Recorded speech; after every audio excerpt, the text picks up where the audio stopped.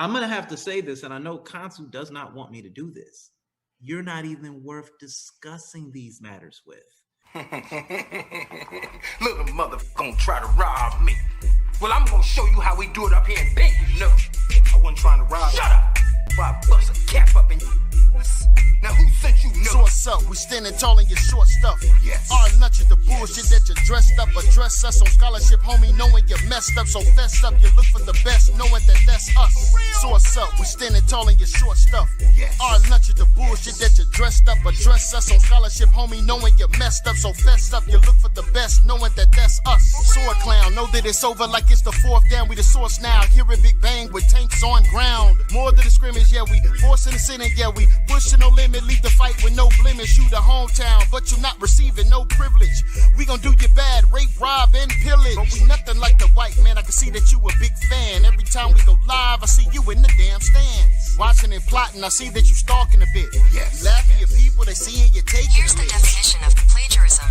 The practice of taking someone else's work or ideas and passing them off as Crazy one's ass nigga, we the source, yeah, we cite source. Spitting hot flames more hotter than hot sauce. For real? Drummy ass nigga, I'm grabbing the lights off. Yeah. Me and my amigos, we kill it and take off. So wake the hell up, the source with validators. When you looking at the source, we know that we elevated. Our ancestors' writings, we work to commemorate it. Now you fully understand why the source is so motivated.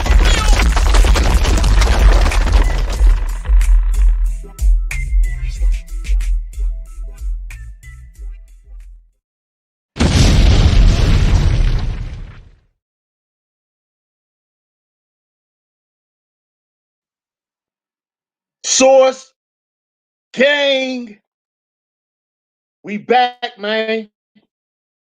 We back.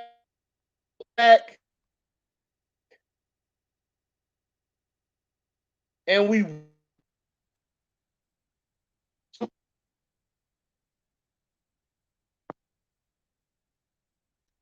to the firehouse, right? Shout out Europa TV, man. Shout out to the Gold Coast Gorilla, to the testimony, man. Source, man, we in the building, man. Your Scholastic Bully, man, what's good? Source Gang, 7 Gang, SUC up in the building. We back and we working. We got a great one for you guys today, man. Got an awesome one for you guys today. These two gladiators are in the ring. Yawasap. Man, talk to me, man. Hey, brother, you got a delay? I'm talking. Can I be heard? Everybody can hear me?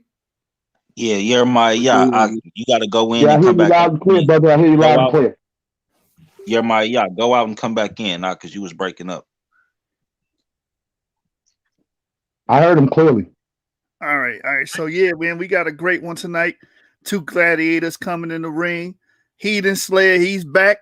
You know what I'm saying? He just had a fight two or 3 weeks ago, and now he back at it, man.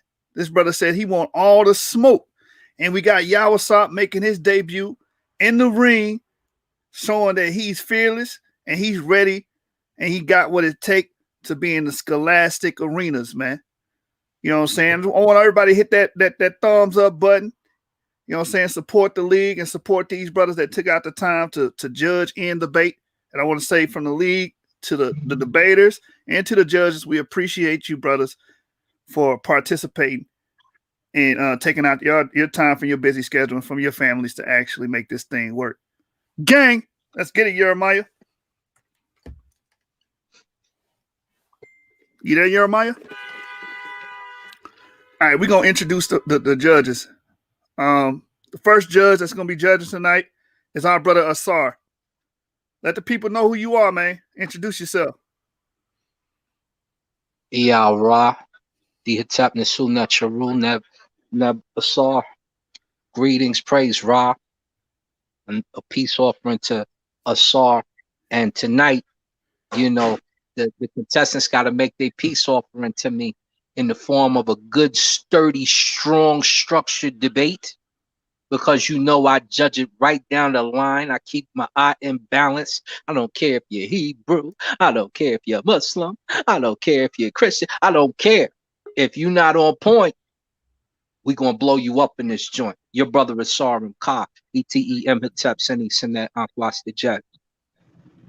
right, man. And the second judge we have here tonight is hashtag Diggs. Introduce yourself to the family, brother. From the West Coast via the Dominican Republic and Chicago. I'm on the West Coast now, and I'm listening for logic. Loudness doesn't mean you right. And let the gods battle. All right, and the last but not least, the final judge is our brother David. Introduce yourself to the panel, brother. Good evening, Shalom. This is David from straight from the South.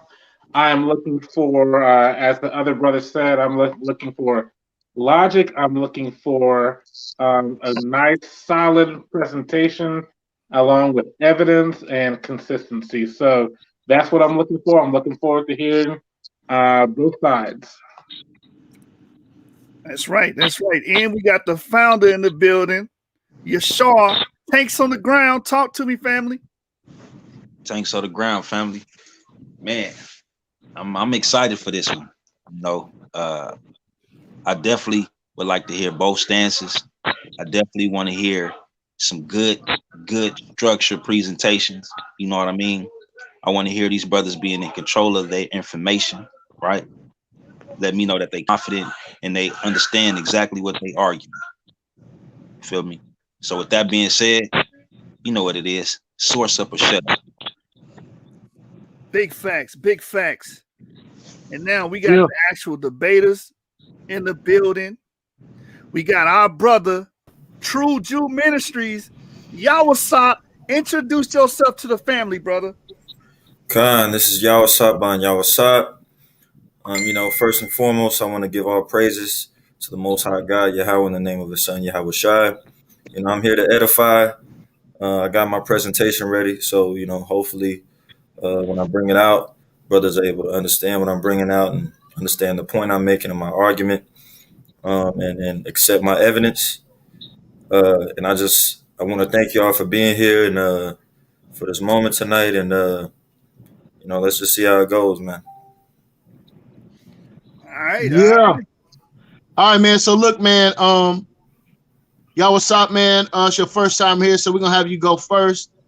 Plus, we got the PowerPoint situation, so I want to make sure Heathen Slayer is on point. I got the email, bro. So we all ready over here. All so right. we good. Let's introduce. Let's let Heathen Slayer, our brother Heathen Slayer. You know what I'm saying? He back on his second fight. Let's let him introduce himself to the family and the panel. Let's get it, Heathen Slayer. You muted. You muted, brother. Right, Con. All praises. First and foremost, all praises to Yahweh through His only begotten Son, Yahweh Shah. It is a blessing to be here, and shout out to the debate league, Source Debate League, for making this all possible. Like brothers like myself, to bring out information and sharpen irons against iron. So to all of to all the brothers who is on the judges, the CEO, everybody for making this possible. Bless y'all, and hey, let's get it. Let me say 2 words before y'all get started.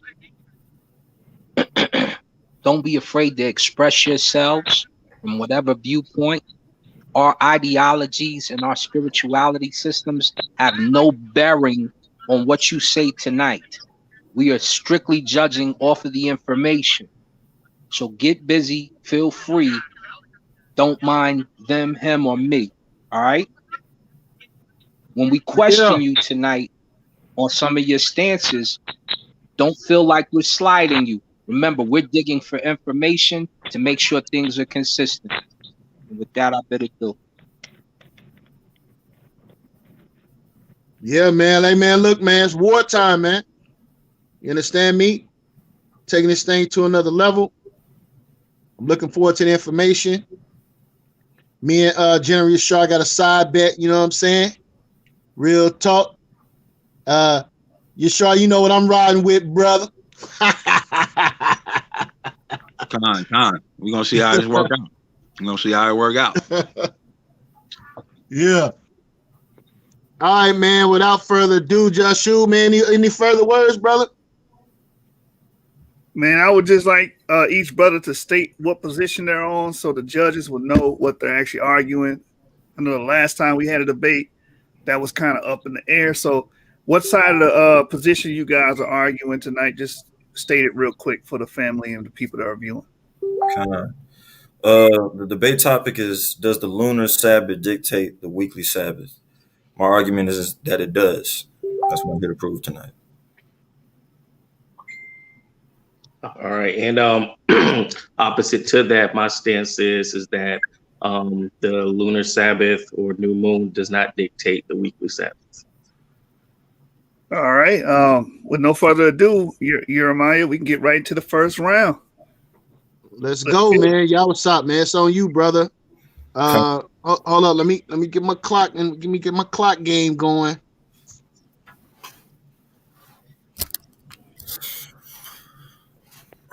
All right, the time starts when you start. So I got my presentation. I'm trying to share it on the screen. You can see it.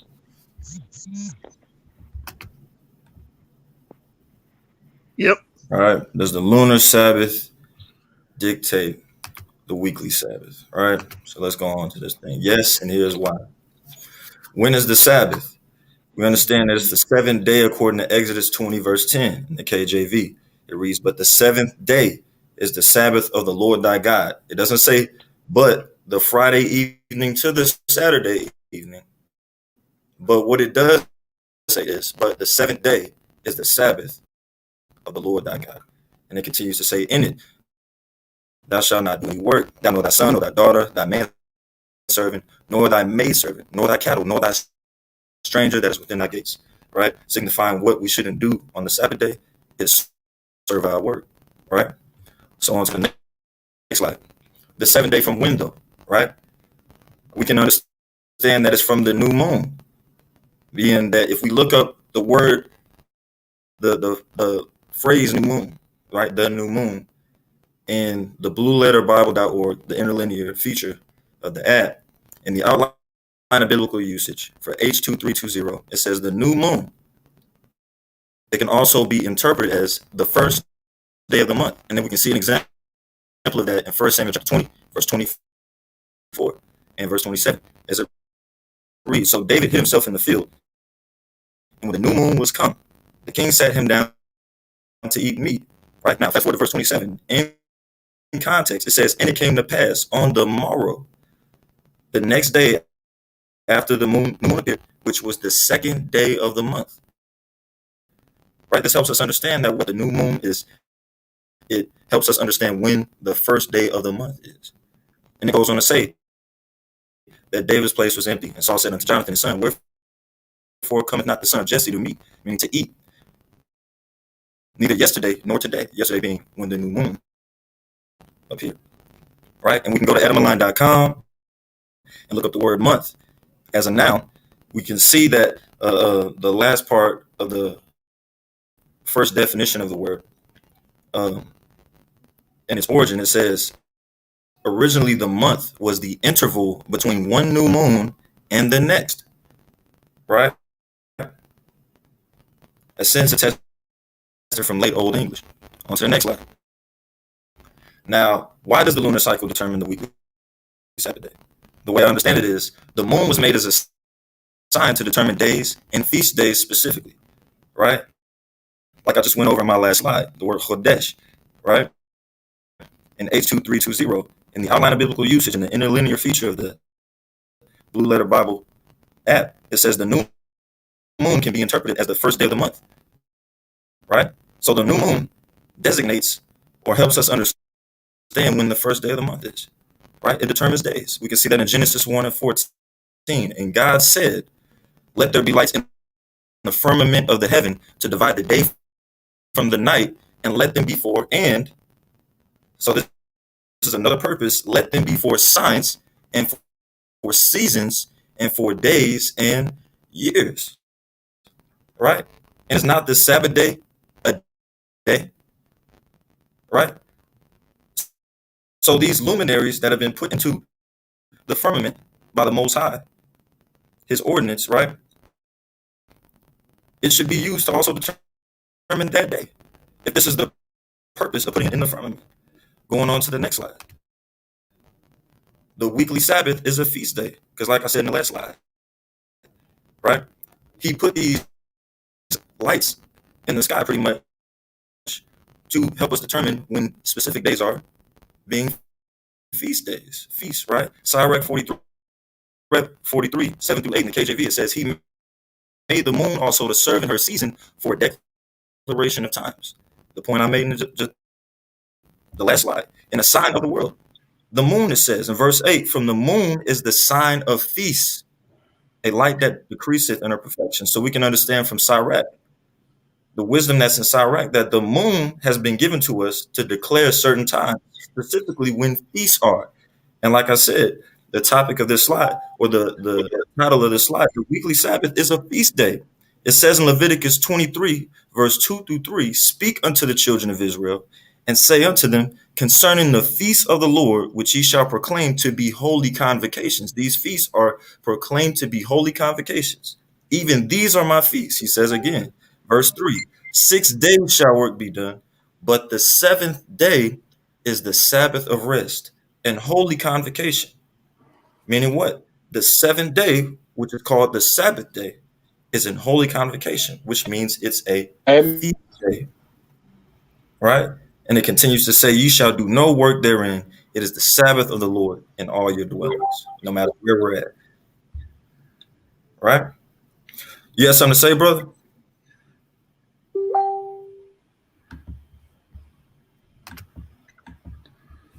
I heard someone's voice come in. No, you good, brother. You good. Go ahead. Kind. Next slide. Every feast day falls on a certain day of the month. We can see that in chapter 23 of Leviticus. What I just quoted from refers to feast days in which every feast day falls on a certain day of the month. The 7-day Sabbath, which is also contained within the chapter, should be no different than, according to context. Right? Next slide. Now, my first non-biblical source, because it's very hard to find a historical source to prove that they actually did it like this, other than the Bible. So my first non-biblical source is actually going to be my opponent, Andre Pittman, right? I'm going to use some of the quotes. I'm going to quote what he from him during the preliminary match, right? Now, if you saw the preliminary match, at 27 minutes into the video, he was questioned by me. And I said, if the Sabbath is the 7th day, shouldn't it be the 7th day from the first day of the month? He answered, yeah. In 30 minutes and 40 seconds into the video, he was questioned again by me. I said, the new moon determines the beginning of the month, right? He answered, right. Questioned him again. And that's the first day of the month. You would agree with that? He answered, right. Questioned him again. But the 7th day of that month isn't the Sabbath? And then he answered. He paused for a minute and he said, 7 days from there, it will be the Sabbath. Yes. Going on. My next slide. Andre Pittman is still going to be my non-biblical source. 31 minutes and 28 seconds into the video, my opponent here was questioned, aka the Heathen Slayer. He was questioned by Jeremiah. And Jeremiah said, did you understand the question, Heathen Slayer? The brother answered, yeah, I understood it. At 35 minutes and 50 seconds into the video, the brother was questioned again by Jeremiah. He said, the brother Yawasap is kind of confused concerning your answer when he asked you how many days after the new moon is the Sabbath, the weekly Sabbath. And you said 7 days after the new moon. He answered, yeah, I get what you're saying. Next slide. Before I quote the brother again, I want to bring out 2 Corinthians 13, verse 1. This is the third time I'm coming to you. In the mouth of 2 or 3 witnesses shall every word be established. Right? I'm bringing this out to help us understand that from Paul's perspective, the amount of times that you come saying the same thing are seen as witnesses. At 36 minutes and 40 seconds into the video, the brother was questioned again by Jeremiah. Jeremiah was actually asking me a question, but the brother took it as Jeremiah was asking him a question, and he answered this question, right? The question was, that's his whole point. If we're counting 7 days after the new moon, when the lunar calendar, then the lunar calendar is right, right? But from your stance, the new moon could fall on any day, right? He said, yeah.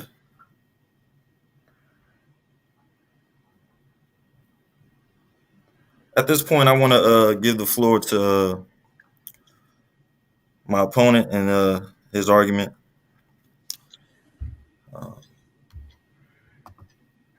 You sure you want to do that, brother? You got a lot of time left. Yeah, A man. lot You of at time. your How 9 much time minutes. do I have left? Because I'm not sure of how much. He's at Yeah, 5 minutes and 30 seconds. 5 minutes and 30 seconds. Okay, let's go back then. All right. So going back on this slide, right? Let's go back to what the brother first said. At 30 minutes and 40 seconds into the video, right? He was questioned. The new moon determines the beginning of the month, right? He said, right. And that's the first day of the month. You would agree with that? He said, right. But the 7th day of the month isn't the Sabbath. He said 7 days from there, it will be the Sabbath. Yes. So according to what the brother agreed with there, right, that the new moon determines the first day of the month and 7 days after the new moon would be the Sabbath, right? According to that brother's statement, if you keep the Friday evening to Saturday Sabbath perpetually, then there's going to be times that you're not even keeping the actual Sabbath according to what this brother agreed to. And here, I'm going to make my point right here, right? I'm going to X out of the slide right here, and I want to share another screen, right? This is in time and date.com. All right, timeanddate.com. And I'm going to go to the calendar for 2021, the year 2021, right? According to the Heathen. And I'm going to share this screen.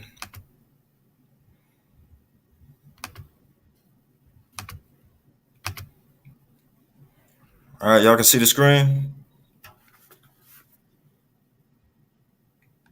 Y'all can see the website? Yeah. Let me bring it up here. There you go. Kind. Now, if you look at the Gregorian months, right, when they start, you can see here that you have the moon symbols. It says the new moon is when you see it completely dark, right? Now, when you go back up to the Gregorian calendar, right, we're in the month of February according to the Gregorian calendar. The month starts, right? The month starts, let's see here, on a Monday, right? But it says that the new moon would have been observed on the 11th, which is a Thursday. Now, according to what my opponent agreed to, if the new moon is the beginning of the month, that means the Gregorian calendar isn't correlating with how we should see the beginning of our month and when we should count to the Sabbath,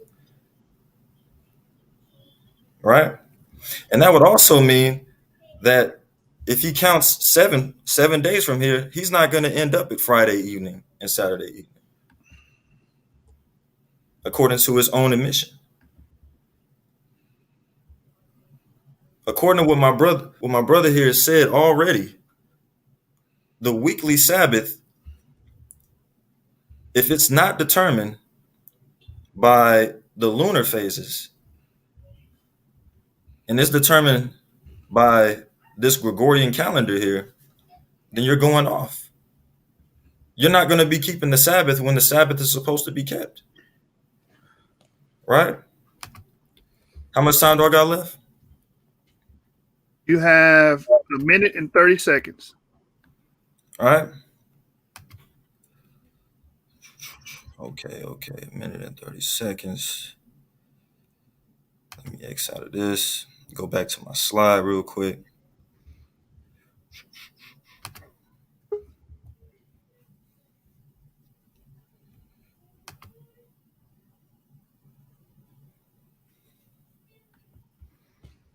Salaki for the way, brothers.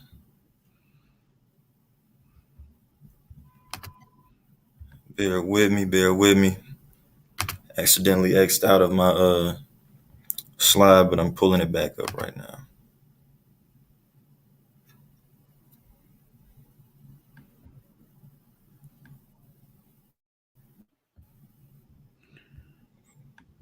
And while it's pulling up, I just wanna state that pretty much the only reason why brothers even think that we're supposed to keep the Sabbath from a Friday evening to a Saturday evening is because the fake Jews do that. That's literally the only reason. Last debate, you know, I know I'm supposed to be giving, the facts and the presentation here, but the last debate, the brother said that the only way that you can prove that the Sabbath is kept according to the lunar phases is with Jewish sources. Time.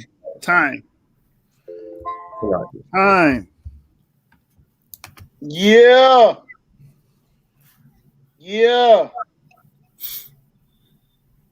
Okay. I see where we're going with this, man. Right? So listen, man. Remember, family, we're going to have to hammer these things out, and we're going to have to explain our stances as if the judges don't have no idea what we're talking about, right? So I just want to put that out there, man, as we continue to move forward, man. Joshua, man, what's good? I want to say this before we continue. If any of the judges are having any technical issues with the StreamYard, go to the YouTube. Go to Source Debate League on YouTube and watch from YouTube. And then when you're ready to adjudicate or judge, just jump back on the StreamYard then. You understand? And that'll solve that. 'Cause I see one of our judges maybe having issues. So again, if you're having technical issues, any of the judges, go to the Source Debate League on YouTube and watch from YouTube. And then when we get to the final rounds and it's time for judgment, just jump back in the StreamYard. All right. But excellent opener. Excited to see how Yawasap comes back. I mean, not Yawasap, my bad. Heathen Slayer comes back with his round. You know what I'm saying? Excellent way to open up the debate, brother. Thank you. All right, Heathen Slayer, your PowerPoint's on the screen. All right, appreciate it. All right, so let me get started. Does the new moon or the lunar Sabbath dictate the weekly Sabbath? Of course, brought to you by myself. The next slide.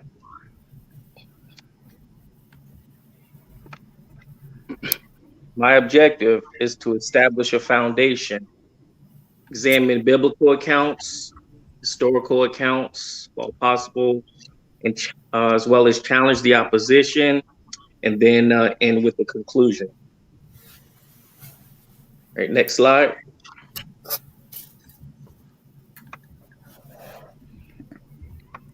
Start off with the significance of the new moon. All through the scriptural record, the new moon was a day when the prophets heard from the Most High, being a day designated for waiting upon the Most High for discerning his purposes for prophetic revelation. And they were days of assembly, and God dealt with Israel at these times, speaking through his servants as well as prophets. So we're told in the New Testament these days are prophetic and foreshadow future events. The celebration of the new moon has great prophetic significance for Israel as the bride of the Most High, and it was and is appointed time of his choosing to give prophetic revelation to his people of his purposes for them. Next slide.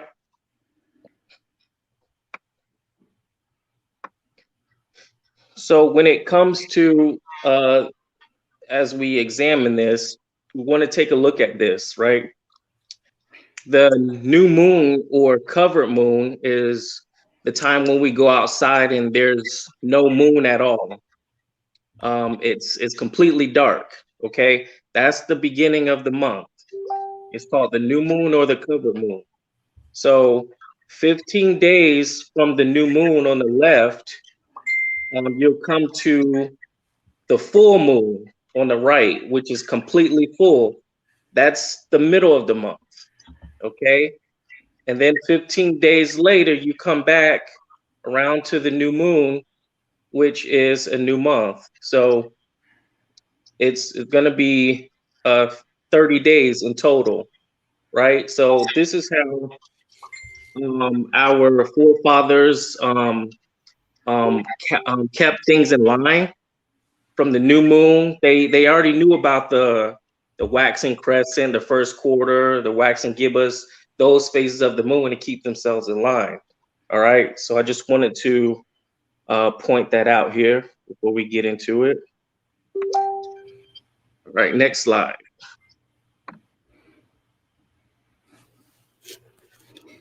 All right. In the beginning. So this is the same thing I brought out in my last debate. It's being brought out again because I feel as though the significance of these scriptures may have been overlooked. Okay, so when we examine Genesis chapter 1, we see that there was a pattern. Okay, as you see in red, evening, morning, evening, morning, evening, morning, evening, morning, evening, morning. Okay, so we see that pattern was established. Now, within that pattern, we get to Genesis chapter 1 and verse 14, and we see that something is going on here. Verse 14 says, "And God said, let there be lights in the firmament of the heaven to divide the day from the night, and let them be for signs and for seasons and for days and years," right? So this is what I was just showing you with the previous picture of the moon cycles. Okay, verse 14 it expounds exactly what that was. To be for signs, seasons, and for days, right? So the pattern that was sown into creation was evening then morning. That's it, no more and no less. Okay. Next slide.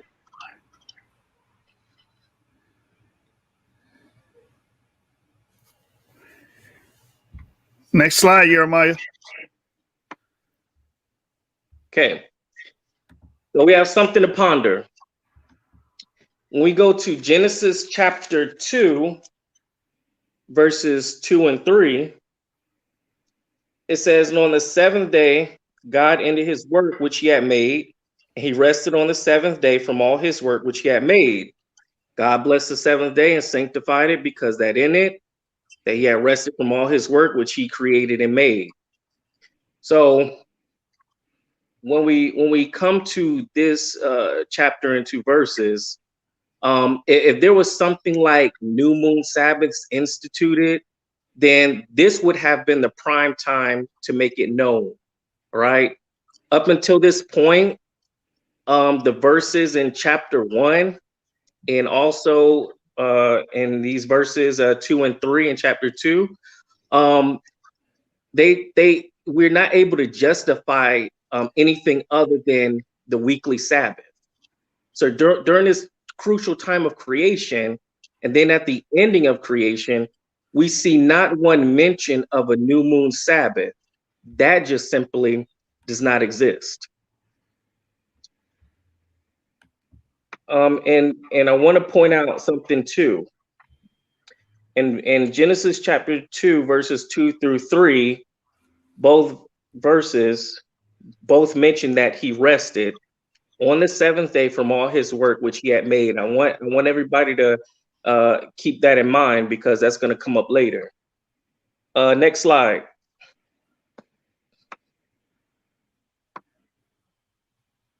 Man.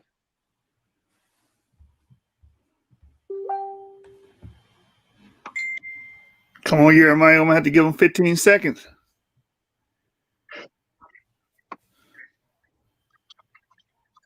It should be on slide 7. All right. Exodus chapter 20, verse 8, 11 through 1. Let's talk about remembering the Sabbath. Verse 9, 6 days shalt thou labor and do all thy work. But I want to jump down here in verse 11. For in 6 days the Lord made heaven and earth, the sea, and all that in them is, and rested the seventh day. Wherefore the Lord blessed the Sabbath day and hallowed it. So this is pointing back to Genesis chapter 2, verses 2 through 3. So not only did we see a pattern sown in creation in chapter 1, now going from Genesis chapter 2, verses 2 and 3 to Exodus chapter 20, verses 8 through 11, is that same pattern. A different pattern is continuing. That 6 days heaven and earth was made, and then on the seventh day he rested. That pattern is what we're seeing. So it's still no mention of a new moon. Okay. Next slide. Damn.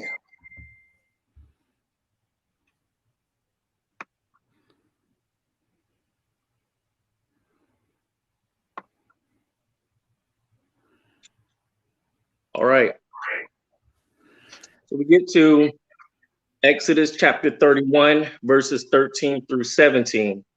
So again, this is when the Most High is speaking to the children of Israel, speaking them in regards to this Sabbath, letting them know that is a sign between him and them forever.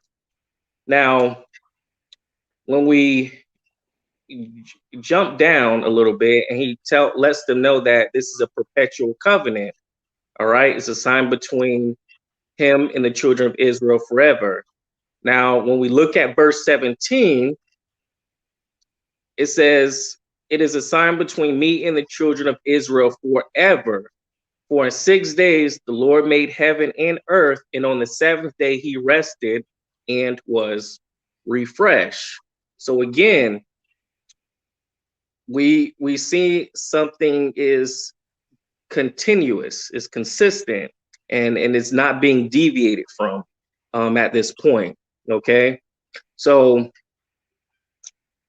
when we look at verse 14, it says, "You shall keep the Sabbath therefore, for it is holy unto you.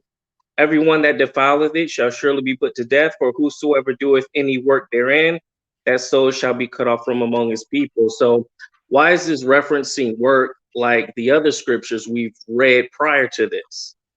So this is how we can clearly say that the new moon dictates something when it's entirely absent? Okay. And when we read verse 17, that's where the nugget is. Okay. Are we going to ignore that for the last 3 verses, they're saying the same thing? For 6 days he made heaven and earth, seventh day he rested. All right, next slide.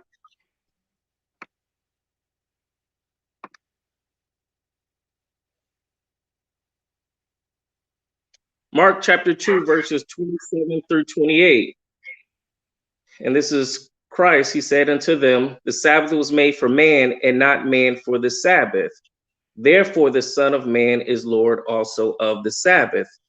Again, we do not see any mention of a new moon regulating any Sabbath anywhere still. Okay. Let's go to the next slide.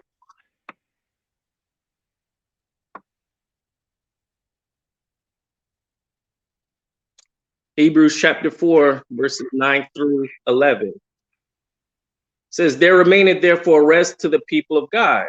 For he that is entered into his rest, he also hath ceased from his own works, as God did from his." Now, verse 10 is another reference to Genesis chapter 2, verses 2 through 3. This is a common theme throughout scripture. Okay. It says, "Let us labor therefore to enter into that rest, lest any man fall after the same example of unbelief."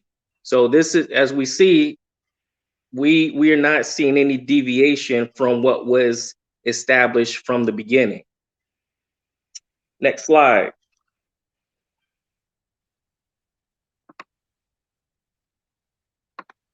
Right. So we're going to pause and we're going to do a quick rewind. Let's go to the next slide.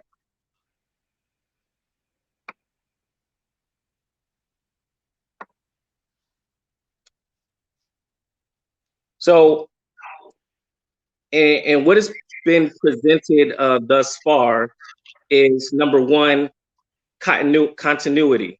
Okay. Continuity has been brought forth up until this point.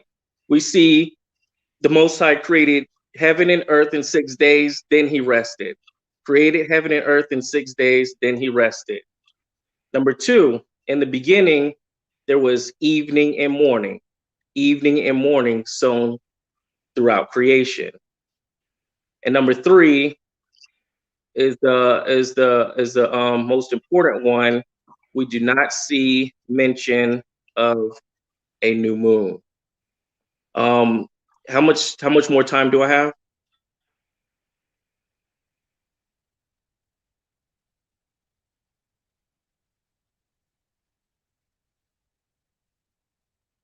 Got 2 minutes. That's okay. Minutes. That's okay. I'll yield my time.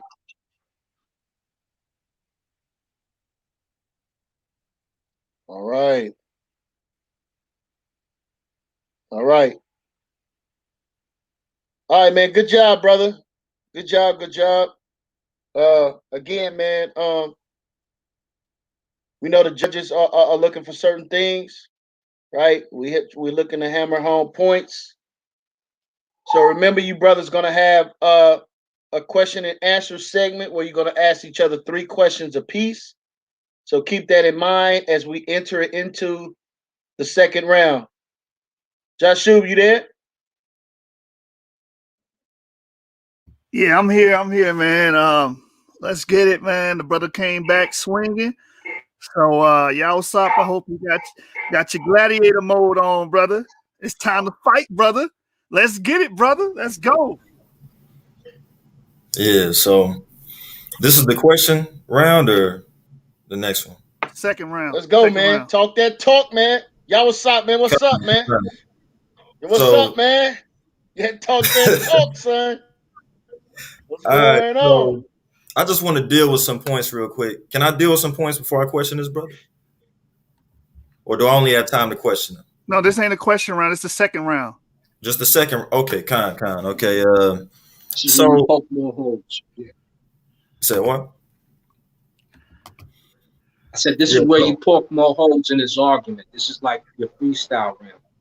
Con. So just like the preliminary match, my brother really didn't disprove any of the points that I made with his presentation.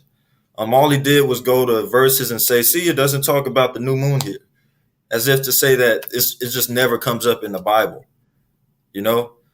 He brought up the creation account to prove a point that, you know, just because it was 7 days and you don't hear about the new moon being spoken of as the starting point for the 7 days, that means that we shouldn't try to determine when our Sabbath is based off the new moon. But what he fails to understand is that the moon came into creation the 4th day, which he brought out. That's something that was brought into existence the 4th day, right? And was said to be something that we use to determine times, right? That we use, right? Now, when it talks about these days of creation, if we factor that in, that the luminaries weren't here for us to determine when certain things are, if we factor that in, that it wasn't there until the 4th day, that means that we can't say that the Most High is going off at the same time that we're supposed to go off of.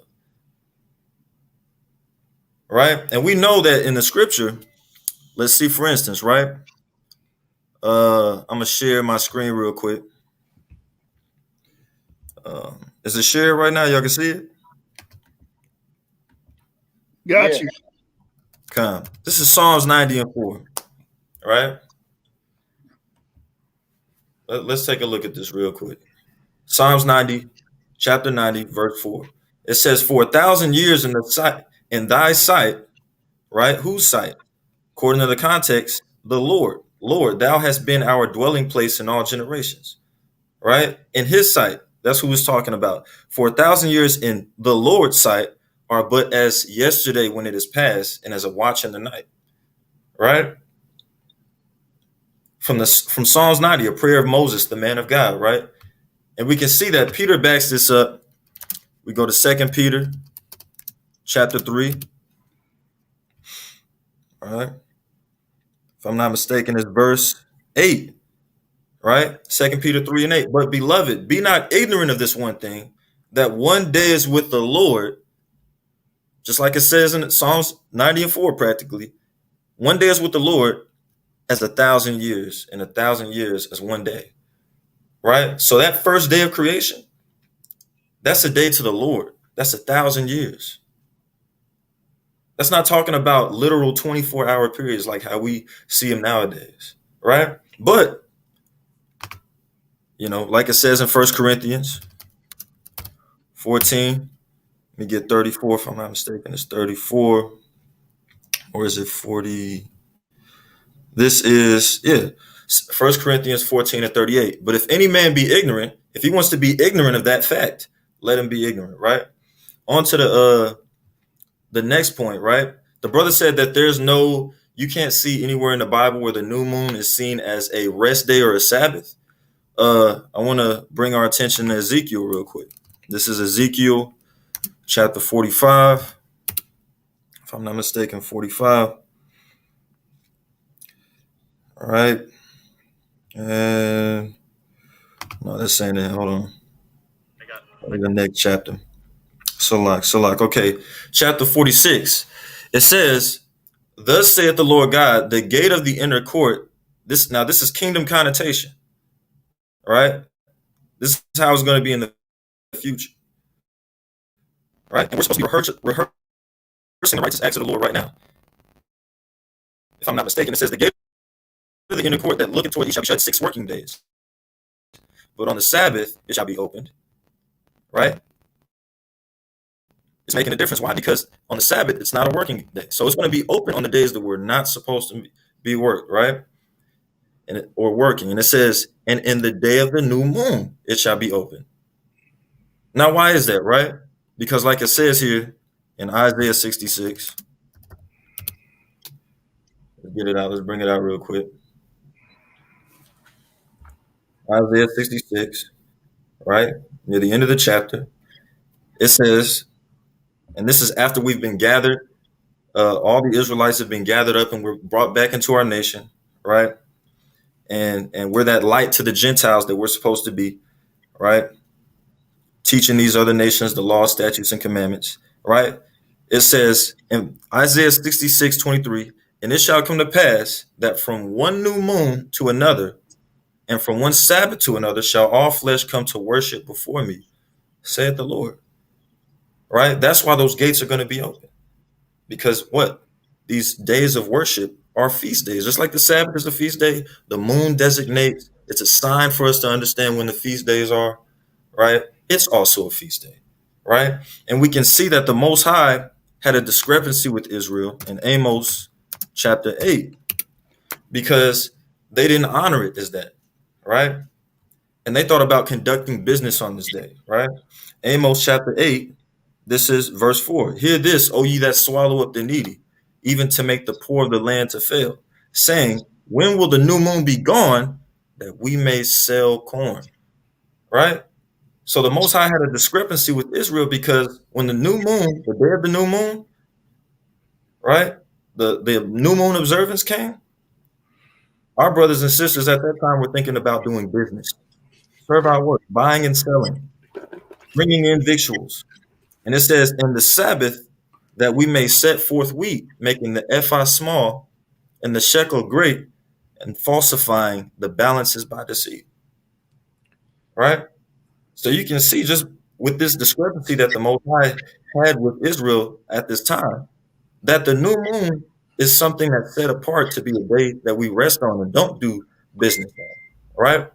And I say don't do business because we can see, if you go to Exodus chapter 20, what the brother brought out, you know, a beautiful verse, a great law, right?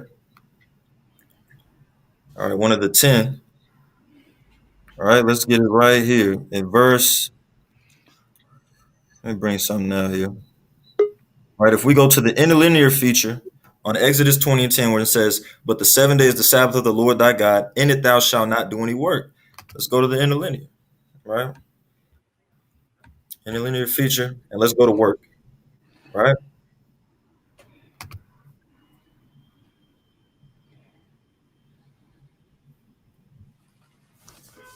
Occupation, work, business, and the outline of biblical usage. Doing business, buying and selling, right? That's something that was seen as something that we were doing wrong in the sight of the Most High, as we can see in Amos. Our people were thinking about doing business on the new moon. There was a discrepancy that he had with Israel, and that he voiced through Amos, right? Now the brother went to Exodus chapter 33, or chapter 31, Salakia. All right, he went to Exodus chapter 31 to prove a point about how the Sabbath is a perpetual covenant. And he said that like pretty much what he was implying is that means the Sabbath just never changes. It's just continually 7 days. But if we read in context, that's not even what it's saying. All right? It's literally, let's read it. Verse 12. "And the Lord spake unto Moses, saying, Speak unto the children of Israel, saying, Verily my Sabbath shall ye keep. For it is a sign between me and you throughout your generations, that you may know that I am the Lord that doth sanctify you. You shall keep the Sabbath, therefore, for it is holy unto you. Everyone that defileth it shall surely be put to death. For whosoever doeth any work therein, business, buying and selling, servile work, that soul shall be cut off from among his people. 6 days may work be done, but in the seventh is the Sabbath of rest." Right? He's just reiterating, right, when the day is. When it is the seventh day, holy to the Lord. Whosoever doeth any work in the Sabbath day, he shall surely be put to death. Wherefore the children of Israel shall keep the Sabbath, to observe the Sabbath throughout their generations for a perpetual covenant, right? I mean, there's never going to be a point where we're not keeping the Sabbath, which I displayed by bringing out Isaiah 66 and in Ezekiel 46. We're going to be doing that in the kingdom, right? But we can see even there that the new moon is something of importance to observe as well, right? And we can see an interval there from the new moon to the Sabbath. The gates are going to be open on the new moon and the Sabbath, both days considered rest days where we're not supposed to do business. So I don't know what the brother's talking about when he said you can't see the new moon being signified as a rest day or a Sabbath, or seen as a Sabbath anywhere in the scripture, right? If I'm not mistaken, that's the point that he made. Other than that, I want to bring something out that the brother he tried to make a point in the preliminary match with Leviticus chapter 14. Right. About the law about a leper, right? The law concerning a leper. And he said that this first day, right? Let me read. "And the Lord spake unto Moses, saying, This shall be the law of the leper in the day of his cleansing. He shall be brought unto the priest." All right. Now, it says in the day of his cleansing. This shall be the law concerning a leper in the day of his cleansing. It doesn't say at the first day of the month, at the new moon. It doesn't say that. It just says the day of his cleansing. "And the priest shall go forth out of the camp, and the priest shall look, and behold, if the plague of leprosy be healed in the leper, then shall the priest command to take him that is to be cleansed 2 birds alive and clean, and cedar wood, and scarlet, and hyssop. And the priest shall command that one of the birds be killed in the eastern vessel over running water. As for the living bird, he shall take it in the cedar wood and the scarlet and the hyssop, and shall dip them and the living bird in the blood of the bird that was killed over the running water, and he shall sprinkle upon him that is to be cleansed from the leprosy 7 times, and shall pronounce him clean, and shall let the living bird loose into the open field. And he that is to be cleansed shall wash his clothes and shave off all his hair and wash himself in water that he may be clean. And after that he shall come into the camp and shall tarry abroad out of the tent 7 days. Right? It doesn't tell you from when. It just says in the day of his cleansing, right? There's no evidence that this is from the new moon, right? It just says 7 days. That could be the 3rd day of the week into our Sabbath count, right? Let's go to verse 9. But it shall be on the 7th day. It doesn't say the 7th day of the month, right? It's the 7th day in this process of him being cleaned. Not the 7th day. It's not the 7th day from the 1st day of the month, right?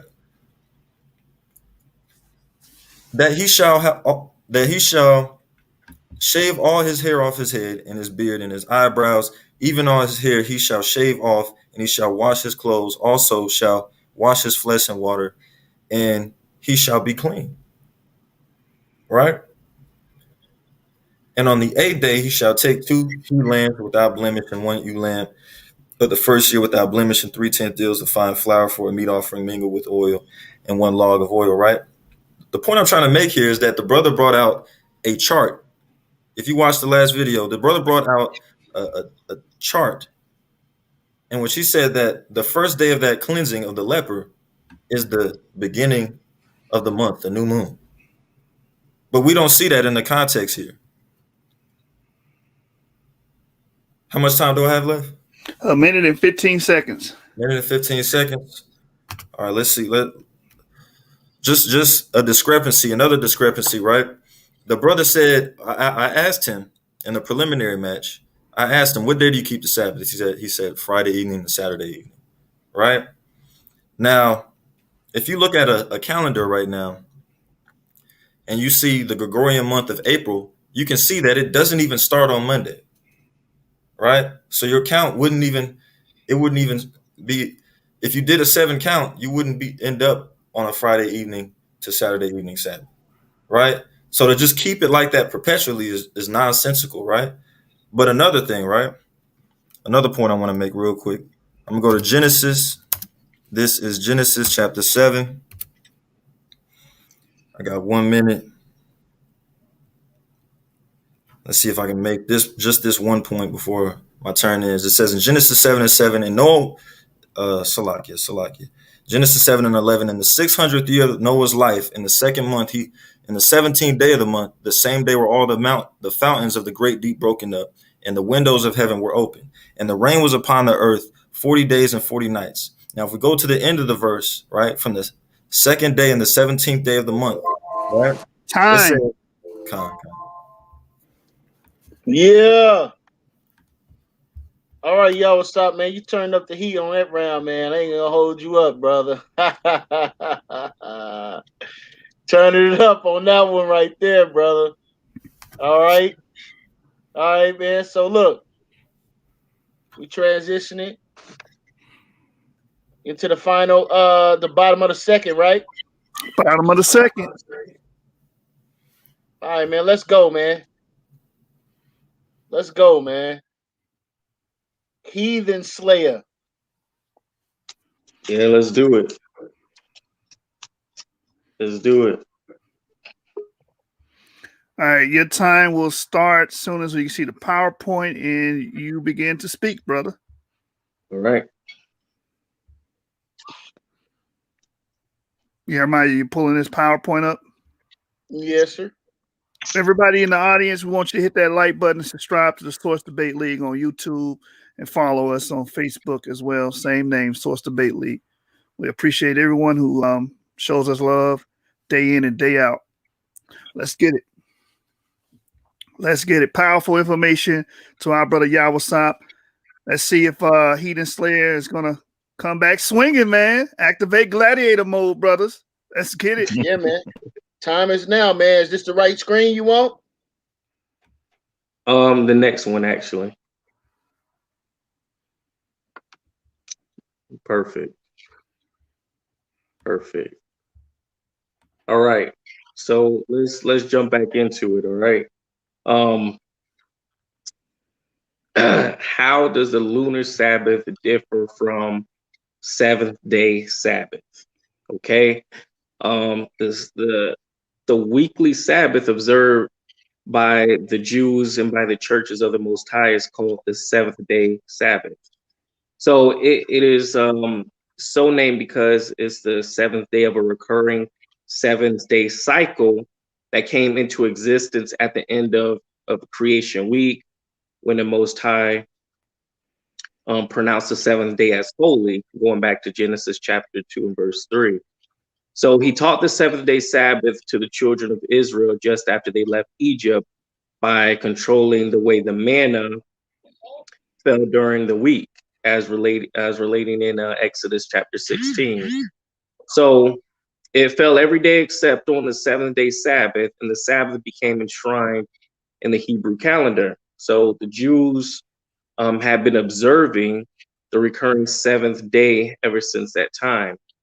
The primary difference between the seventh day Sabbath and this lunar Sabbath is this. The seventh day Sabbath does not reset with the coming of each lunar month. So the lunar month is irrelevant to determining the arrival of the seventh day Sabbath, which is based simply on a recurring 7-day cycle. Hence, the seventh day Sabbath always falls on the same day of the 7-day week. It falls on a day the Jews call Sabbath, which the Romans named Saturday. Go ahead and go to the next slide.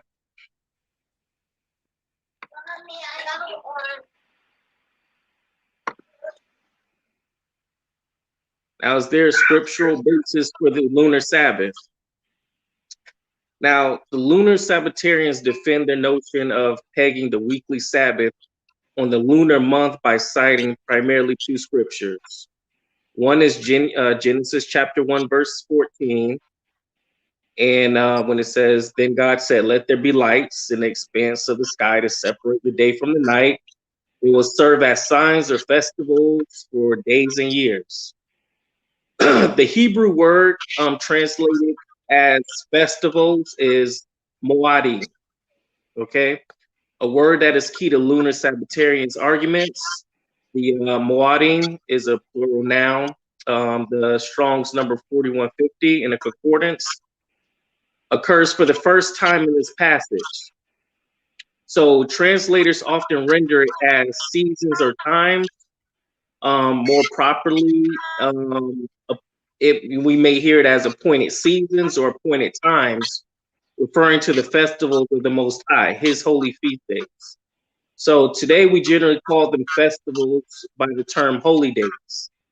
And these lunar Sabbatarians look at Genesis chapter 1, verse 14, and correctly conclude that the sun, and particularly the moon, play a key role in establishing the seasons, and most specifically, the appointed feast days, the sacred holy days of the Most High.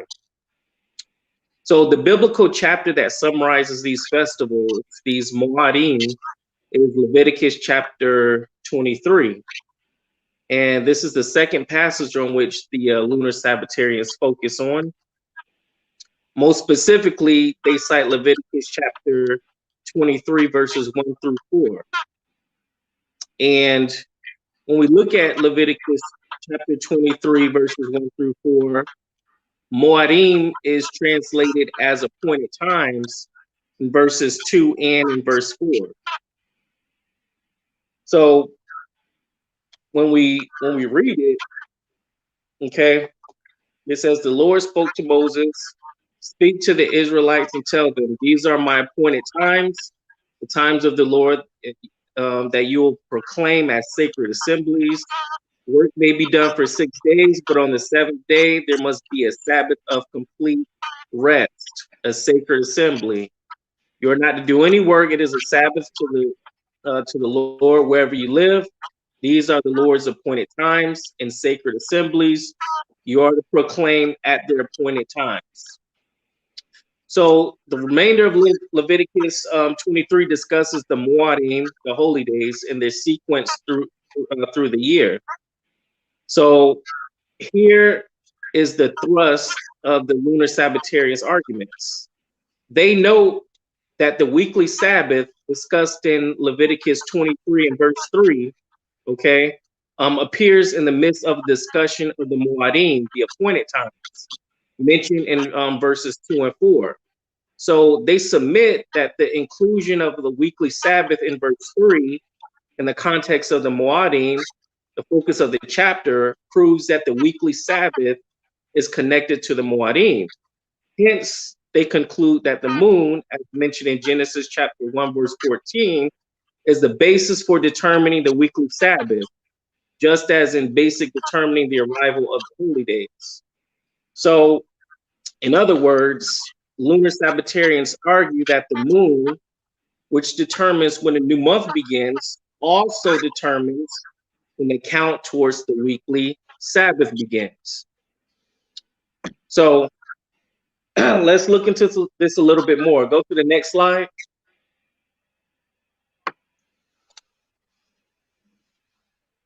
All right, so the holy days, one cycle. Lunar Sabbatarians a priori dismissal of an important fact has led them to a wrong conclusion.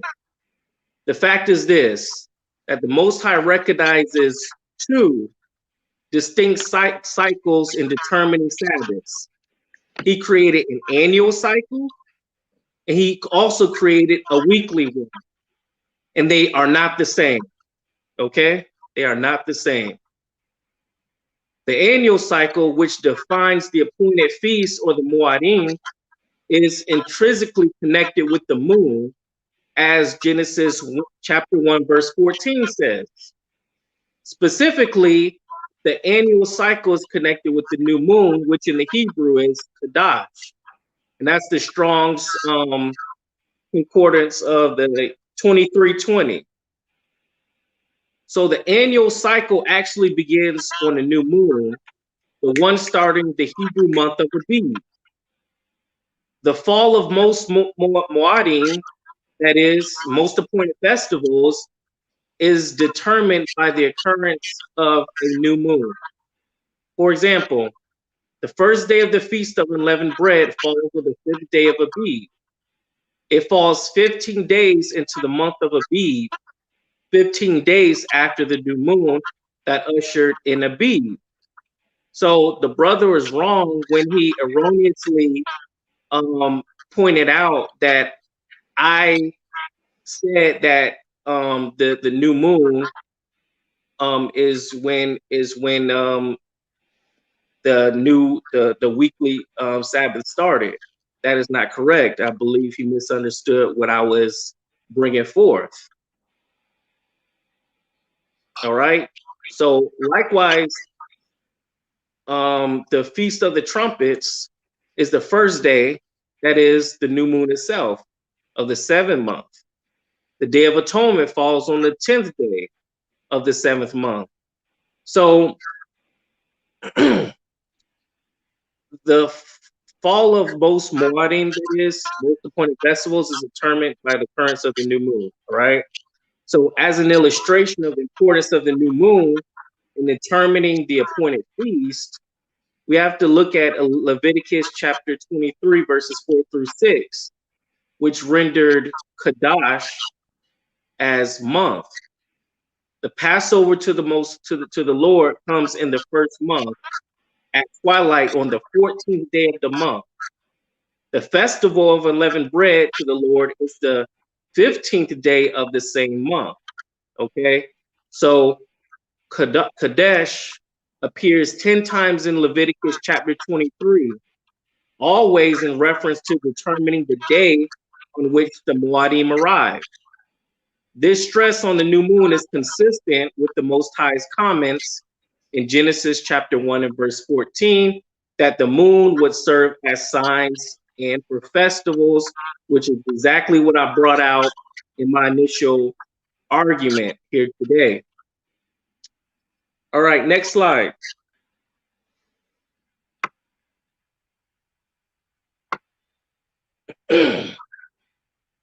Okay, so the holy days are one cycle. The weekly Sabbath is another cycle. All right. The fall of the seventh day Sabbath is defined according to a second cycle.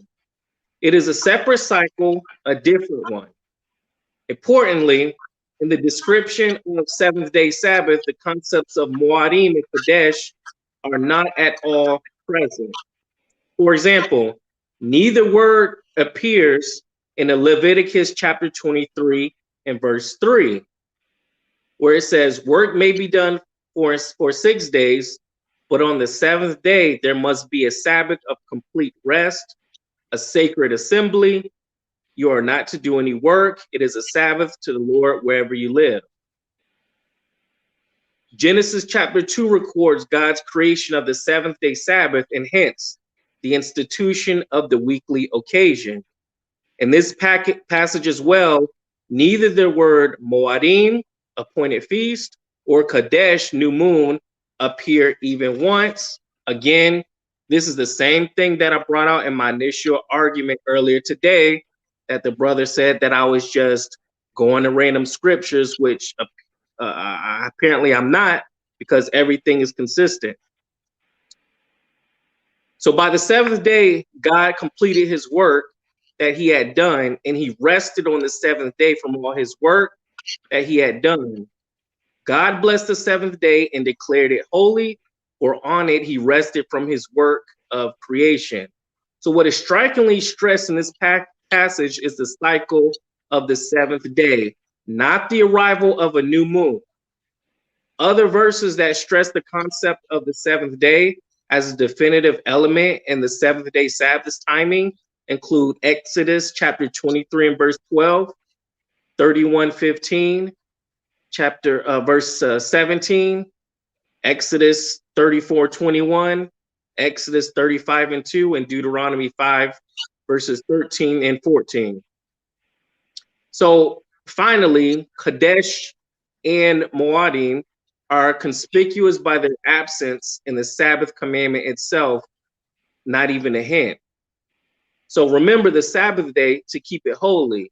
You are to labor 6 days and do all your work, but the seventh day is a Sabbath to the Lord your God.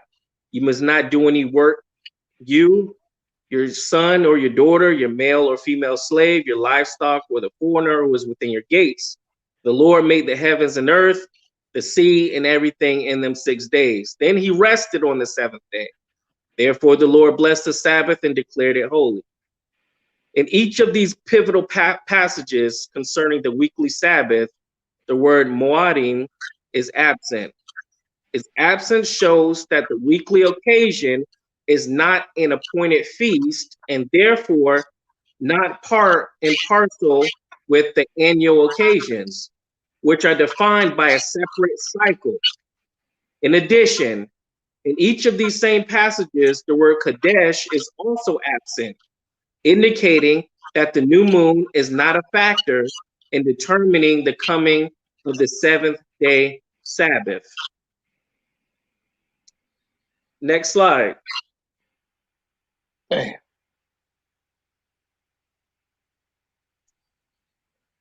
Damn. Come on, brother. He got a minute. Got a minute? All right, man, hold his clock, hold his time, man. Damn, hold his man. time. You have 50 seconds. My bad, family. I don't know why that thing keep popping up, man, like that, man.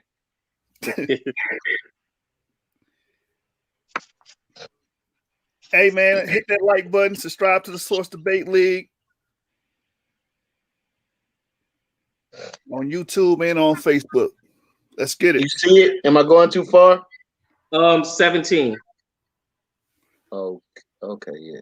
It's 17. Yeah, right there. All right. Here we go. Did Christ keep the lunar Sabbath? Christ, our example, did not observe the lunar Sabbath, as recorded in Luke chapter 4, verses 16 through 17. Christ came to Nazareth, where he had been brought up. As usual, he entered the synagogue on the Sabbath day and stood up to read. The scroll of the prophet Isaiah was given to him. So the Jews, as Paul wrote in Romans chapter 3, verse 2, have received the oracles of the Most High. The Torah contains many of those oracles, including the oracle of the seventh-day Sabbath. The Most High deeply ingrained the correct Sabbath day into the consciousness of the children of Israel during their wanderings in the wilderness. And as a result of this weekly reminder of the absence of man on the Sabbath, they came to enshrine that day that was to be called the Hebrew calendar. So during Christ's time on earth, the Jews continued to keep the correct weekly occasion. Time. All right. I'm sorry, brother. I gave you a little grace period there. But yeah. That was your time, brother. Yeah. Hey, man, that second round, man, for both brothers was a lot better, man. You was doing your thing. I'm starting to understand what the hell a Sabbath is, man. You know what I'm saying? I don't know what the hell a Sabbath is. So, you know, being able to distinguish between lunar and non-lunar Sabbaths, you brothers are really helping me out, man. So I appreciate the work. Appreciate the work, man.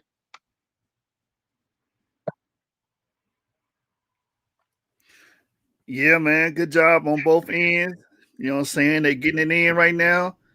The Gladiators is swinging, bro. But somebody got to die. Somebody got to die tonight, man. So where our brother Yawasap I'm going to tell y'all better know your stuff, man. Y'all better know your stuff. I'm an hour watcher, and I know exactly what y'all talking about tonight, right? So I'm telling you right now, you better know your stuff, because I got some questions for you, my brothers. All right, man. Yawasap, are you ready? Khan, I'm ready.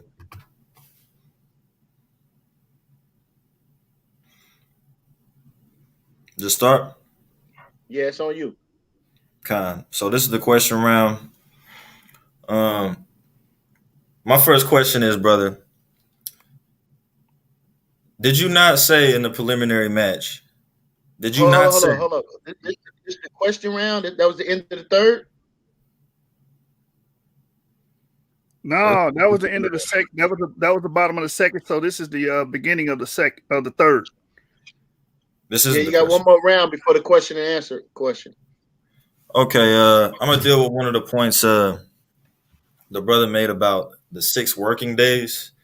I don't know if he just didn't, if he wasn't watching at this time or if he was, but I'm gonna go to a screen real quick. Bring up the screen over here. If it allows me to. Share screen. Open tab. I'm gonna go back to the Blue Letter Bible app. Let's go back to Ezekiel.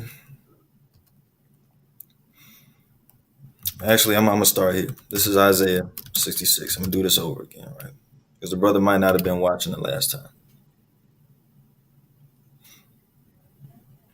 And I just want y'all to understand that my argument isn't that the new moon is the Sabbath day, meaning the 7th day.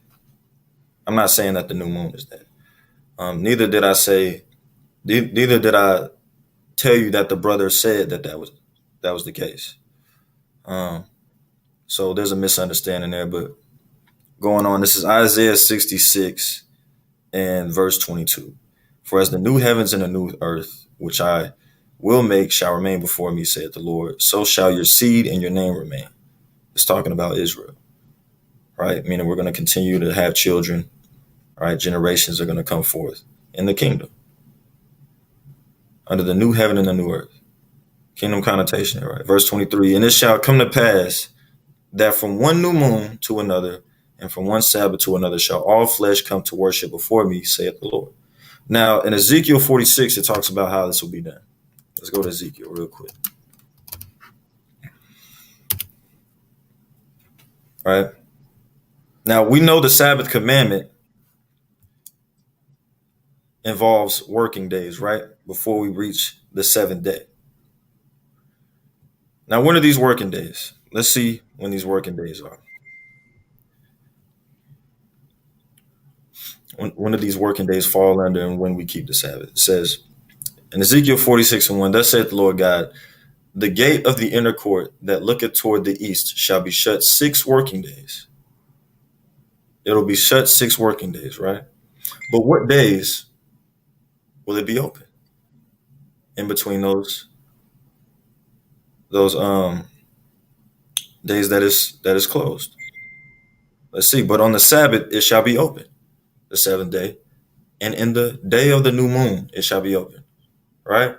So if the new moon, the day of the new moon comes in the kingdom, right? The gates are going to be open for people to come and worship, right? And then it's going to be closed after that day. 6 working days, right?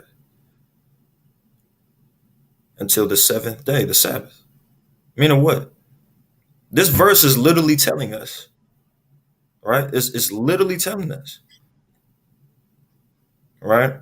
That the Sabbath is 7 days after the new moon. Right? Probably I'm wrong though. Right? Probably that's not what the Bible is saying, right? Right? On to the next point though, right? I want to play this footage right here.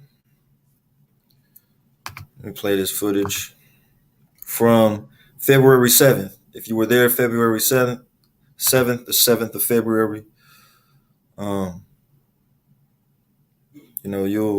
you'll know what this is going into. I'm gonna bring it up real quick. All right, share this screen again. And you remember the non-biblical sources that I was using was my brother's own admission, the brother that I'm debating right now, right? So at the 30-minute and 40-second mark, right? Can y'all see the screen? Yep. This is the preliminary match. Me and my brother was having a preliminary match to pretty much understand what we would be debating. All right. February 7, 2021. You can see it right there. 150 views, liked, all right? Now let's go. The new moon it determines the beginning of the month, right? I'm questioning the brother. The new moon determines the beginning of the month, right? Right. Just make sure I'm following. He said, right. Now let's keep going. Follow you. And that's the first day of the month. You would agree with that? Yeah. But the 7th. Right. Yeah. He said, right. Yeah. That was his voice. Day of that month isn't the Sabbath.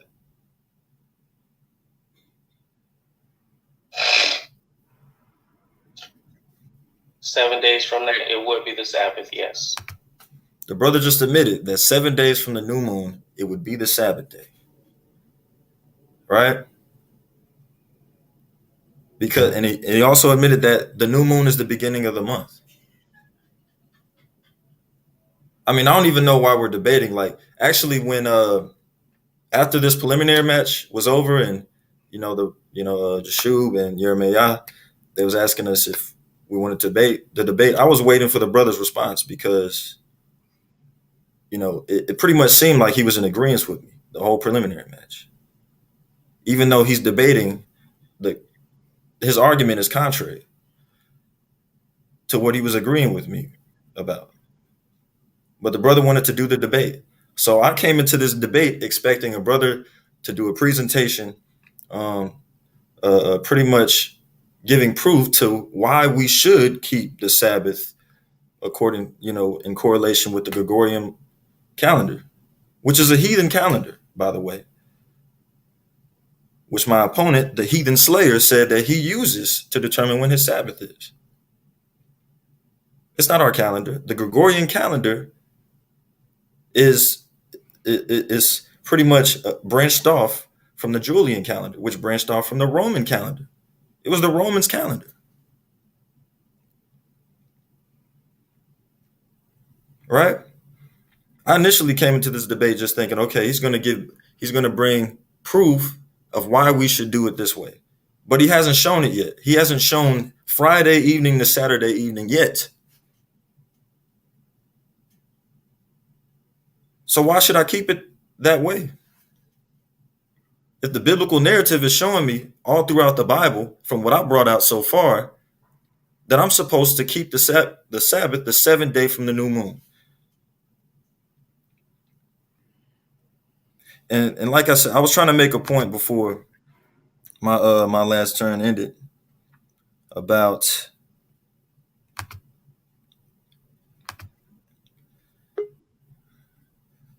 here about how we're supposed to understand a biblical month, the days of a biblical month, right?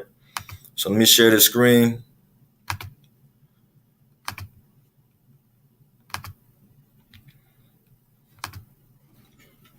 Let me go to Genesis once again, Genesis chapter 7. All right. This is Genesis chapter 7. Y'all follow me? I can see the screen. We can see it. Okay, and this is verse 11. It says, in the 600th year of Noah's life, in the 2nd month, the 17th day of the month, Salakia, the same day were all the fountains of the great deep broken up and the windows of heaven were open. Right? And it says, and the rain was upon the earth 40 days and 40 nights. Right? But these waters continued, it says in verse 24, as we see in context, and the waters prevailed upon the earth in 150 days. Right? From the 2nd month, 17th day of the month. Right? Now let's go to the next chapter.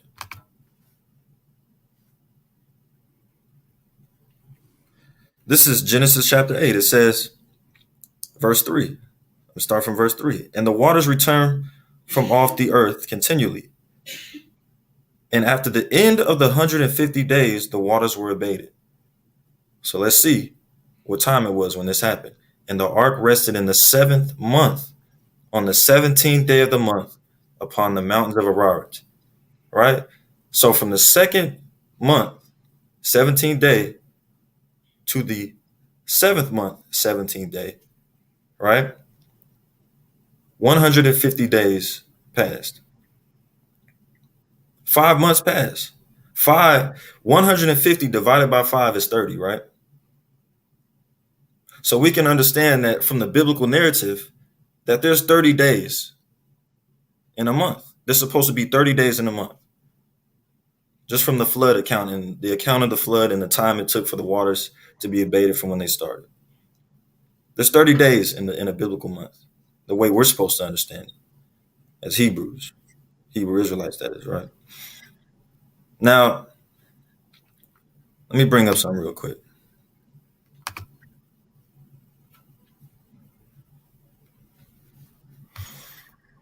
Let's go back to timeanddate.com, right?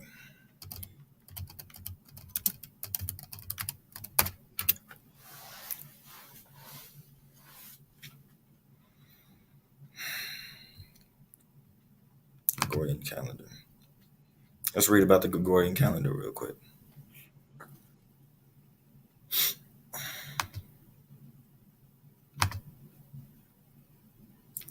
Let's share the screen.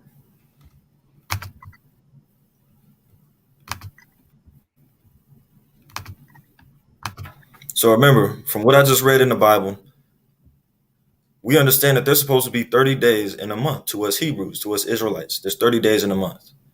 It doesn't fluctuate. Let's see. Let's read about the Gregorian calendar, right? This is by Victus Hoken.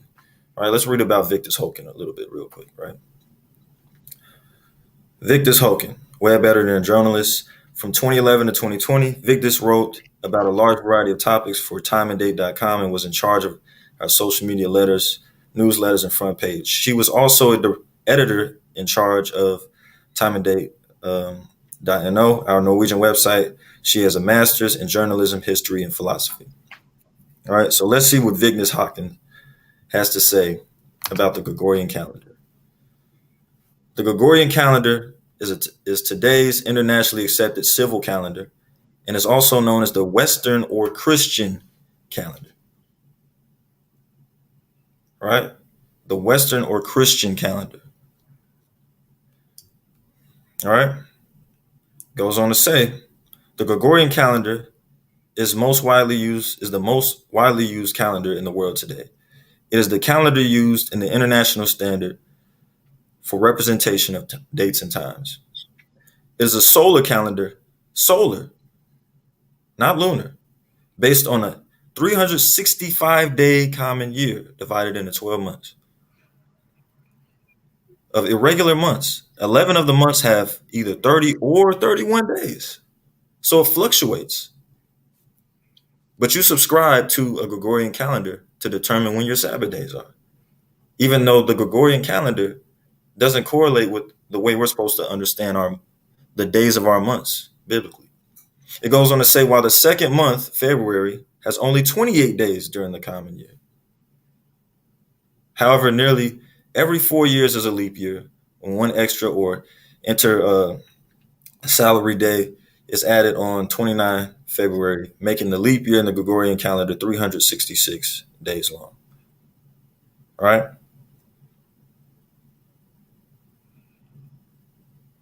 $12 times 30 is 360. But here, according to the way the Gregorian calendar works, is you can have 365 day year sometime, and then sometime you can have a 366 day year.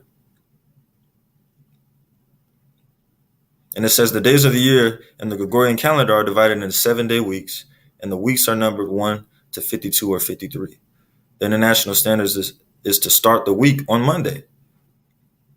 That's the international standard, to start the week on Monday, right? But we know that our week is supposed to be determined from the new moon, the first week of the month, right? A week is something that's subject. 1 minute remaining. The week is something that's subject to the month, right? And it says the international standard is to start the week on Monday. But I took you to the calendar earlier. We all looked at this calendar earlier. All right. Now, in January, the month began on Friday.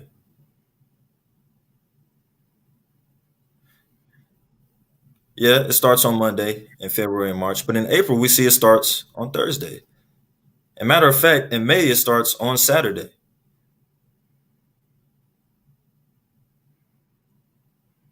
So the beginning of the month fluctuates even with the Gregorian calendar, even though the Gregorian calendar doesn't even start its months with the new moon. As we can see in March, the new moon, right? It says it's going to appear on the 13th, the new moon, right? When it's completely dark. It's going to appear on the 13th, Saturday. Saturday evening is going to appear, bro. Time. That's time, man. So that was the last round from Yawasap. We got one more round. We at the bottom of the third, Jeremiah. What's going on, man? What's happening? This is for all the marbles right here. This is for all the marbles right here. And once Yawasap completes his final round, we going into the question and answer segment of the debate. All right. So yeah, man. The brother Yawasap, he came to throw down and he showed his argument.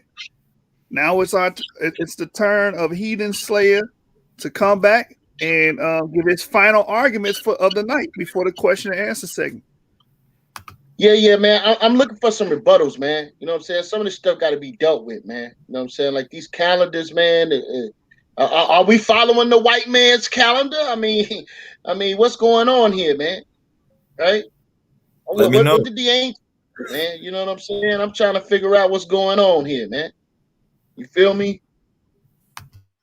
So, Heathen Slayer, you ready, man, for this final attempt? Yeah, man, I'm ready. I'm All ready. Right, let me share my screen.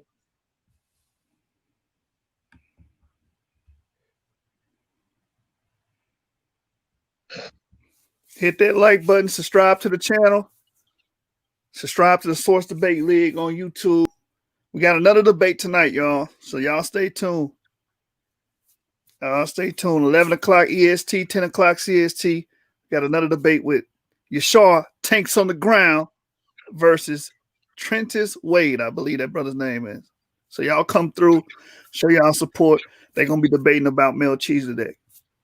Let's get it. All right. Hey, could you get the next slide for me?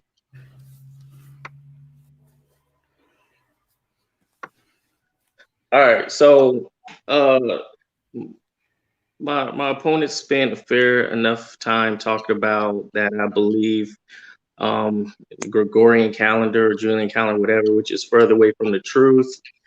Hence the reason what you see in front of you, the Enoch calendar. All right. So first, we have to look at one of the original calendars that our forefathers would have used. For the record, it's not a Gregorian calendar, Julian calendar, or Babylonian star calendar. Those are based on pagan Gentile celebrations. So if we can focus on what the Most High had in the beginning, we can see the fault in today's calendar, right? So we have a 364-day cycle calendar that has nothing to do with calculating from the moon, which means you have 364 days, which makes a complete circle. You have 4 points, which are the change of seasons, which signifies new months, which the Bible calls new moons. Okay? So based off of this cycle, you cannot get the seasons or holy days wrong. It is impossible.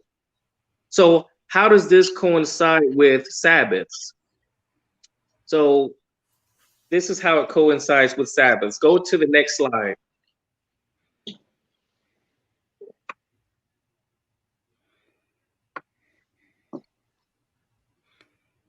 Right? 1 year is 364 days. 364, you divide by 7 days, and you get 52 weeks perfectly. All right. So, as you know, our people served in slavery throughout the 4 corners of the world, but the hallmark was our captivity in Babylon, and later on, as we know, America. So we all know that we went through and are currently going through for breaking the Most High's commands. How does that relate to what we've been talking about today? So this came in mind when the men in antiquity came to inquire, why are we in captivity? How did we get here? Okay, so let's go to Ezekiel chapter 20 and verse 1, right? Ezekiel chapter 20, beginning with verse 1, it says, "And it came to pass in the 7th day of the month that certain of the elders of Israel came to inquire of the Most High and sat before him." All right. It says, "Then came the word of the Lord unto me, saying, Son of man, speak unto the elders of Israel, saying to them, Thus saith the Lord God, are ye come to inquire of me as I live? Saith the Lord God, I will not be inquired of by you." Let's jump down to verse 12 really quick. Okay. It says, verse 12, "Moreover, also I gave them my Sabbaths to be a sign between me and them, that they might know that I am the Lord that sanctify them." So mind you, so we would not forget the Sabbaths. If you know when the year begins, you know when the Sabbaths fall. Every 7 days from creation, it never changed, no matter what calendar was used. So, and before any type of Gregorian calendar was used, we understood Friday sundown to Saturday sundown was the Sabbath, the 7th day.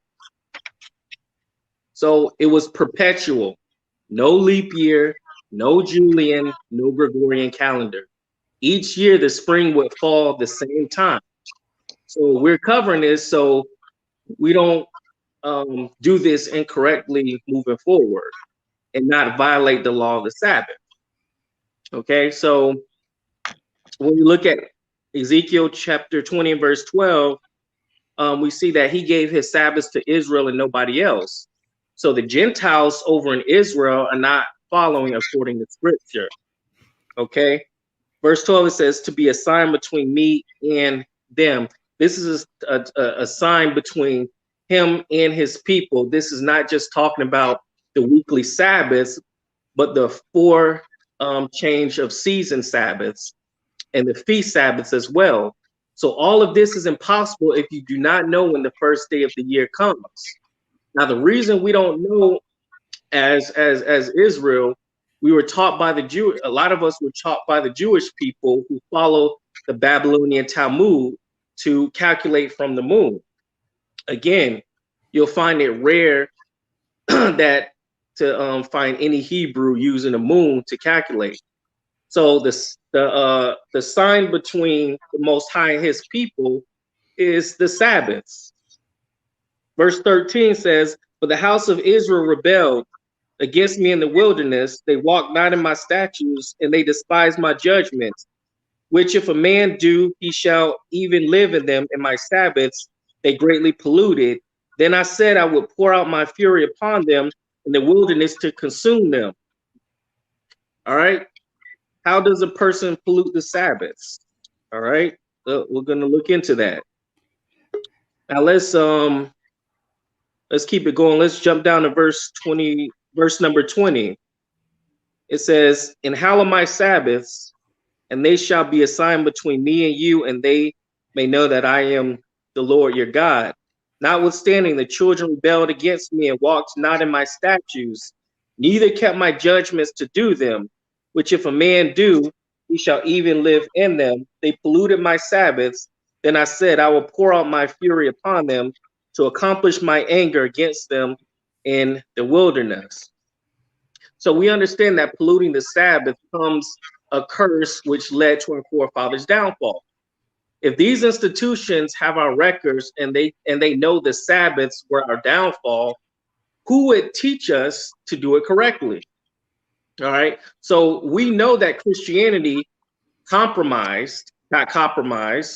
the people, but the institution of Christianity.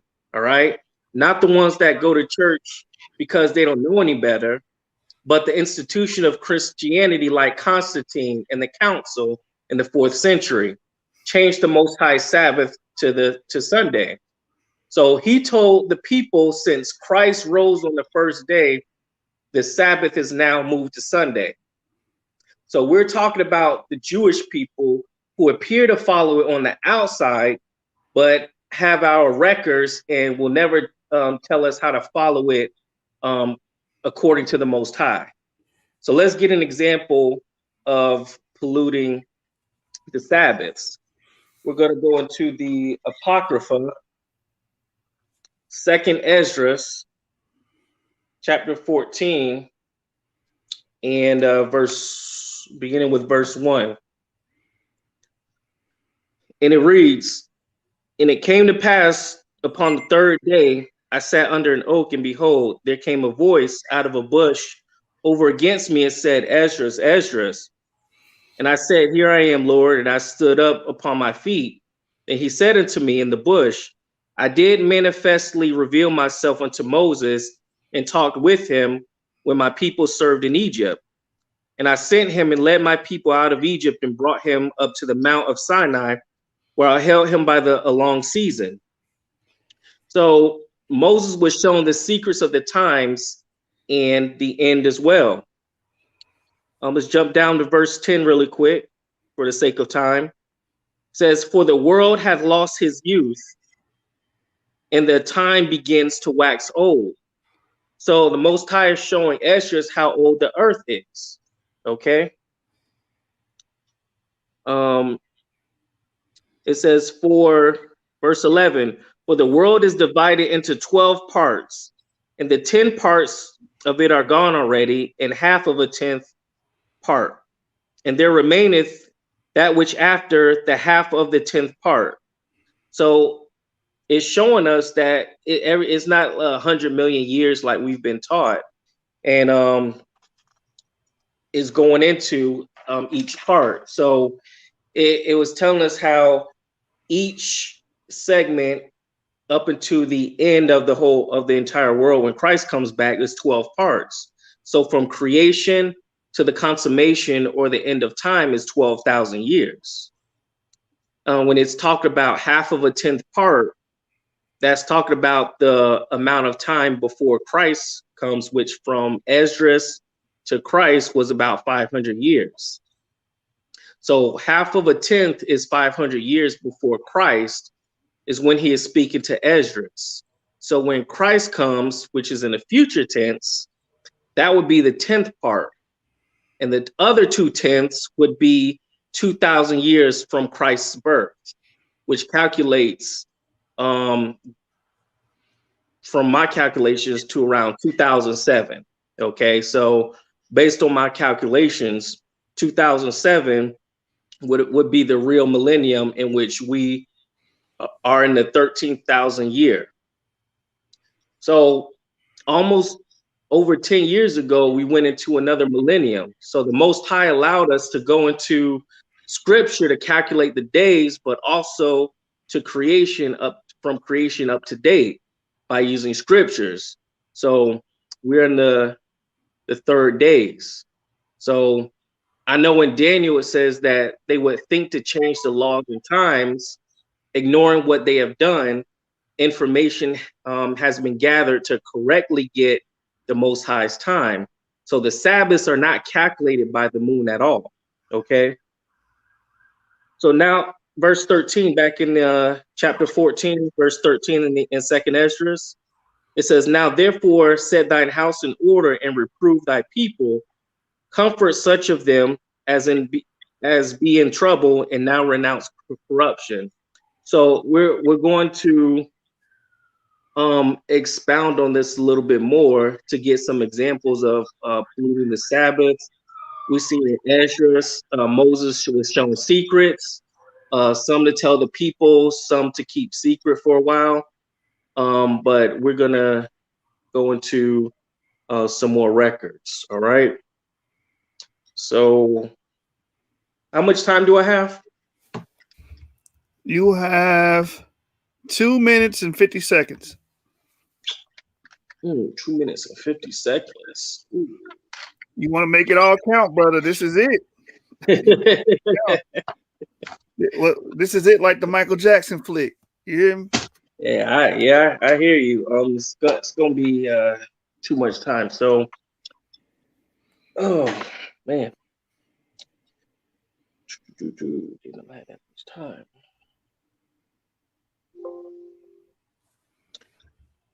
All right. So one thing I'll go ahead and go over really quick while I have a little bit of time. Man.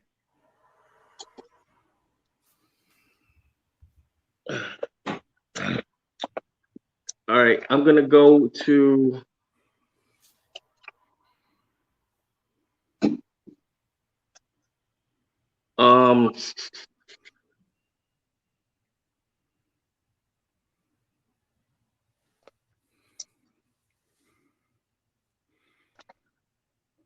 dang it.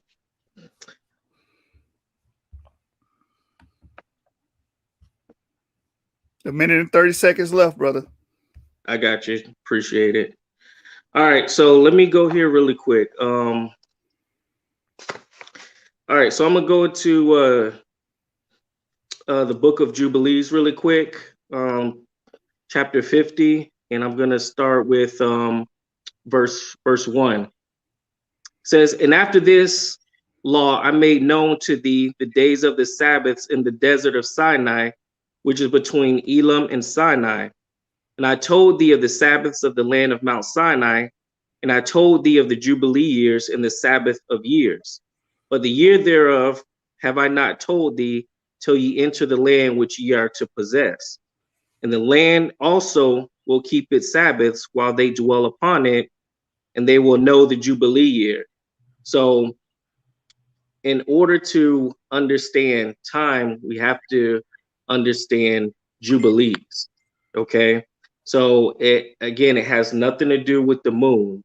It has its own cycle. So we have an annual cycle Then we have the weekly cycle, and those two are different. So it has nothing to do with the moon. This has been something that has been established since from the beginning, the Sabbaths. So prophecy happens in Sabbaths, and to say that is anything else is not logical.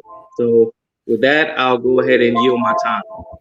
Yeah, that was time. That was time. All right. All right, man. The 3 rounds are in. The 3 rounds is in. We are now getting ready to transition to the question and answer segment. After the question and answer segment is completed, it'll be 3 questions from each participant, and they have 2-minute response time. After that's completed, we want the judges to DM Jeremiah on Facebook your pick, your winner. DM him, and then once all 3 judges have DM their winner to Jeremiah on Facebook, then we will go to each judge and have them explain why they picked their winner. All right.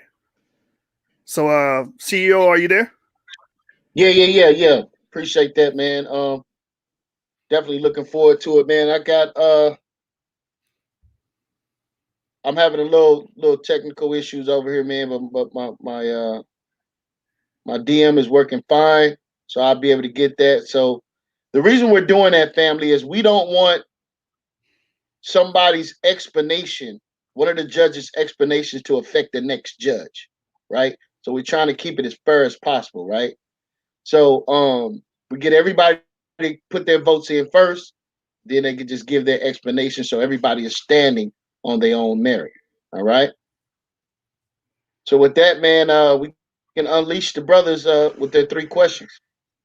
Okay. All right. Before we do that, I'm going to drop all the judges to the back. You guys are still going to be on, but we're going to drop you in the back so these guys can get the stream time together at the same time. So I dropped this brother, that brother, and you guys will still be able to hear and see everything, but it's just so these brothers can engage. All right. All right. So who went first? Yawasap went first, right?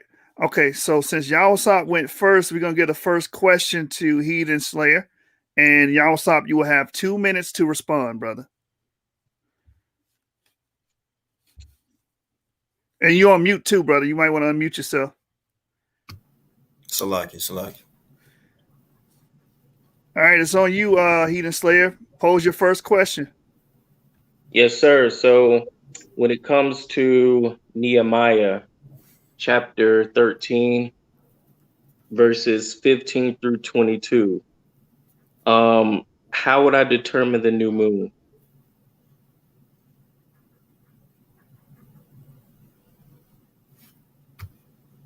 And again, it's Nehemiah chapter 13, verses 15 through 22.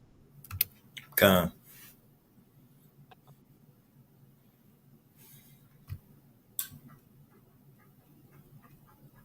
In those days saw Judah some trading wine presses on the Sabbath,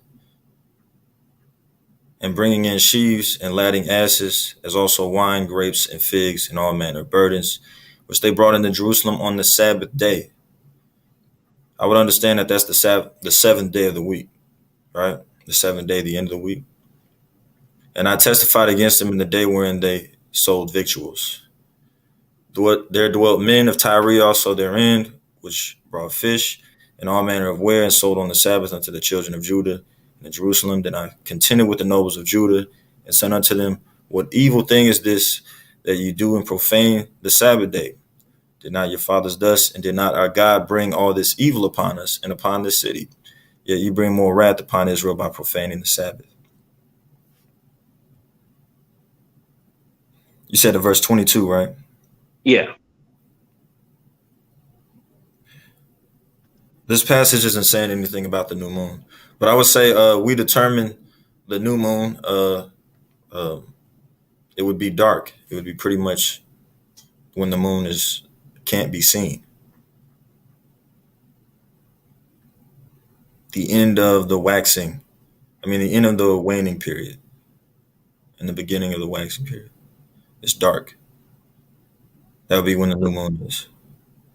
Right. So if we're under the with going with your logic, this is what I'm asking here.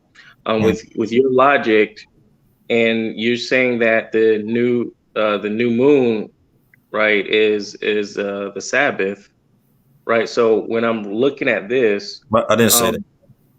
you didn't. Okay, so I didn't say kind the of new moon is the what? Sabbath. Like, I'm sorry. I didn't say the new moon is the 7-day Sabbath. I didn't say that. Okay, so that it dictates it, right? It dictates it. Okay, so where would I see? I mean, it doesn't even have to be in these prior to these verses or after. Is there something that gives me indication that the new moon came first, and then we see the Sabbath day here? I just need a little bit clear understanding. Ezekiel 46 and 1, verse 1. All right, brothers. That was his time on that. I gave y'all a grace period. All right. The next question is going to be on Yawasap. So it's time for you to present your question. And Heathen Slayer, you will have 2 minutes to respond. Okay. It starts now. Okay. All right. So I just want to know, when do you keep the Sabbath? From Friday sundown to Saturday sunnight. According to the Gregorian calendar, right? No, according to creation. Okay, where's Friday and Saturday? Where does it speak about this from the time of creation? Genesis chapter 2, verses 2 through 3 is when it was completed. Genesis 2. Is when when the weekly Sabbath was completed. Yes. I didn't ask you when the weekly Sabbath was. I said, when does Friday evening and Saturday evening appear in the creation, like in the creation account? Yes.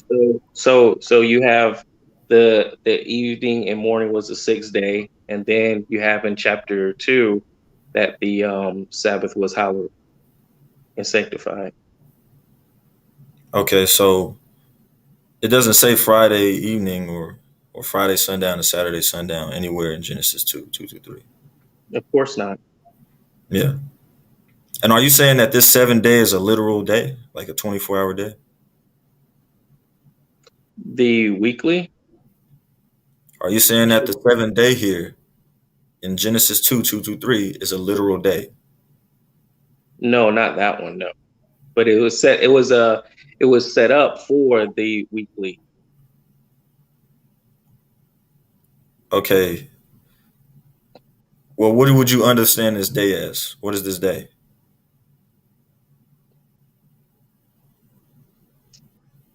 Pattern set forth from the Most High. I mean, what does that day consist of? This 7th day right here. How long is that? How long is this day? 12 hours nights, 12 hours day. I literally just asked you if it's a 24-hour period, and you said no, not here. Now you're saying it is. No, I'm saying you're asking me two different questions, and I'm addressing them. The weekly Sabbath, is 12 hours day, 12 hours nights. You're asking me what it consists of. And I'm saying right here, the 7th day in the context of Genesis 2, 2 through 3. What does that day consist of? How long is that day? Because you're saying it's the setup for the weekly Sabbath, which is a 24-hour day. All right. So y'all got to be careful on the questions. You get 3 questions apiece. It's 1 question. I let it slide, but going forth, don't ask 2 or 3 questions. Just ask 1, because that will count against you. Okay. So I'm gonna give him 15 seconds to respond to that last part. Then it's on you, Heathen Slayer. Got it. So that would be 1,000 years. All right. It's on you. All right. So pertaining to Pentecost, how would Pentecost work with the lunar Sabbath? Can you ask that question one more time? Salakia. All right. How would Pentecost work with the lunar Sabbath? How would Pentecost work? You're talking about the Feast of First Fruits, right?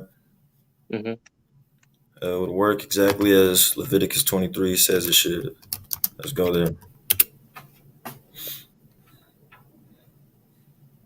All right. So it says, let's get it from, let's start right. Leviticus 23, and I'm going to start at verse 5. It says, in the 14th day of the first month at even is the Lord's Passover. 14th day, right? And in the 15th day of the same month is the feast of unleavened bread unto the Lord, who is Yahweh. 7 days you must eat unleavened bread, right? And this first day of the feast of unleavened bread is also the start of a new week. So 7 days, right? It just so happens that if you keep reading, in the first day you shall have an holy convocation. You shall do no servile work therein, but you shall offer an offering made by fire unto the Lord 7 days. And then it says, in the 7th day is an holy convocation. You shall do no work therein, right? And it says, and the Lord spake unto Moses, saying, speak unto the children of Israel, and say unto them, when you be come into the land which I give unto you, and shall reap the harvest thereof, then you shall bring a sheaf of the first fruits of your harvest unto the priest. And you shall wave the sheaf before the Lord to be accepted for you. On the morrow after the Sabbath, the priest shall wave it. Right? And from that time it says, and you shall offer that day when you wave the sheaf and the lamb without blemish of the first year of a burnt offering unto the Lord. And it says, and the meat offering thereof shall be 2 tenth deals of fine flour. Let me just go here to where it talks about the days. Right? Verse 15. And you shall count unto you from the morrow after the Sabbath, right? Meaning after the Sabbath of pretty much that 7th day of the Feast of Unleavened Bread. It says from the day that you brought the sheaf of the wave offering, and it says because that's the day afterward, and it says 7 Sabbaths shall be complete, right? Even unto the morrow after the 7th Sabbath shall you number 50 days, and you shall offer a new meat offering unto the Lord. So it will be 50 days after the last day of the Feast of Unleavened Bread. That's how it would work. That's how we would keep the Pentecost, or when we would keep the Pentecost. Okay. Feast of First Fruits. All right. All right, that's Yawasap's answer. Now it's on Yawasap to give his, I believe this is your second question, to Heathen Slayer. Okay. If you were in the wilderness with no Gregorian calendar to tell you when it's Monday, Tuesday, Wednesday, Thursday, Friday, or Saturday, how would you determine when the Sabbath days are? Easy by the signs in the sky, and that would be the moon, included the moon as well.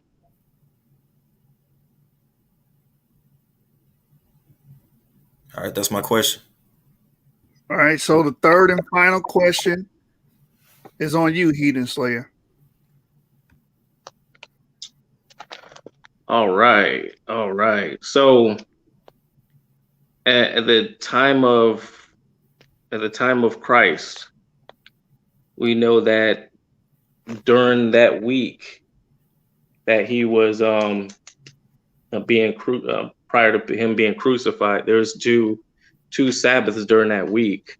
Okay.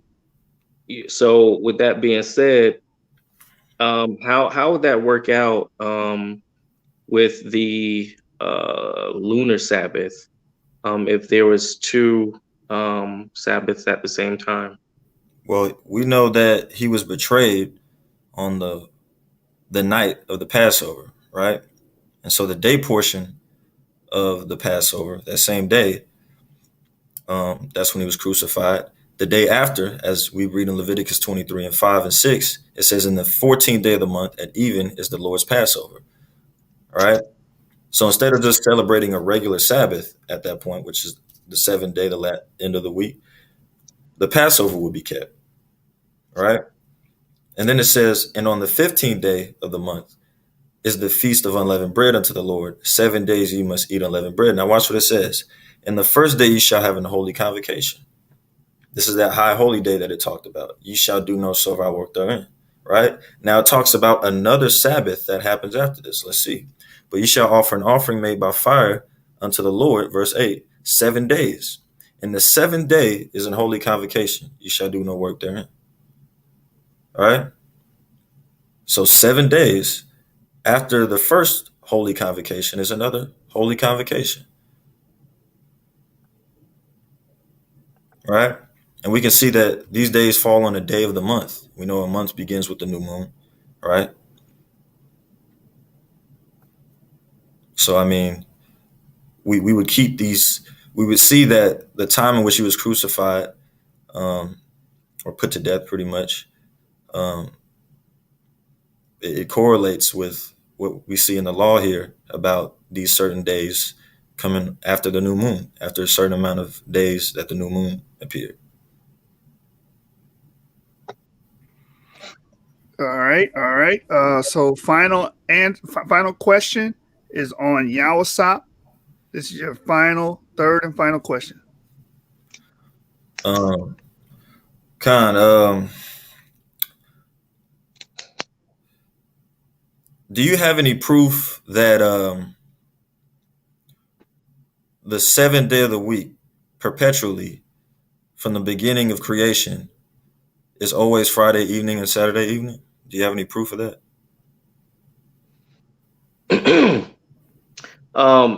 Not here with me personally, but there are people that live in other parts of the world who have confirmed like certain tribes that have known to be connected to Israel, like the Limba, Ashanti, and things like that.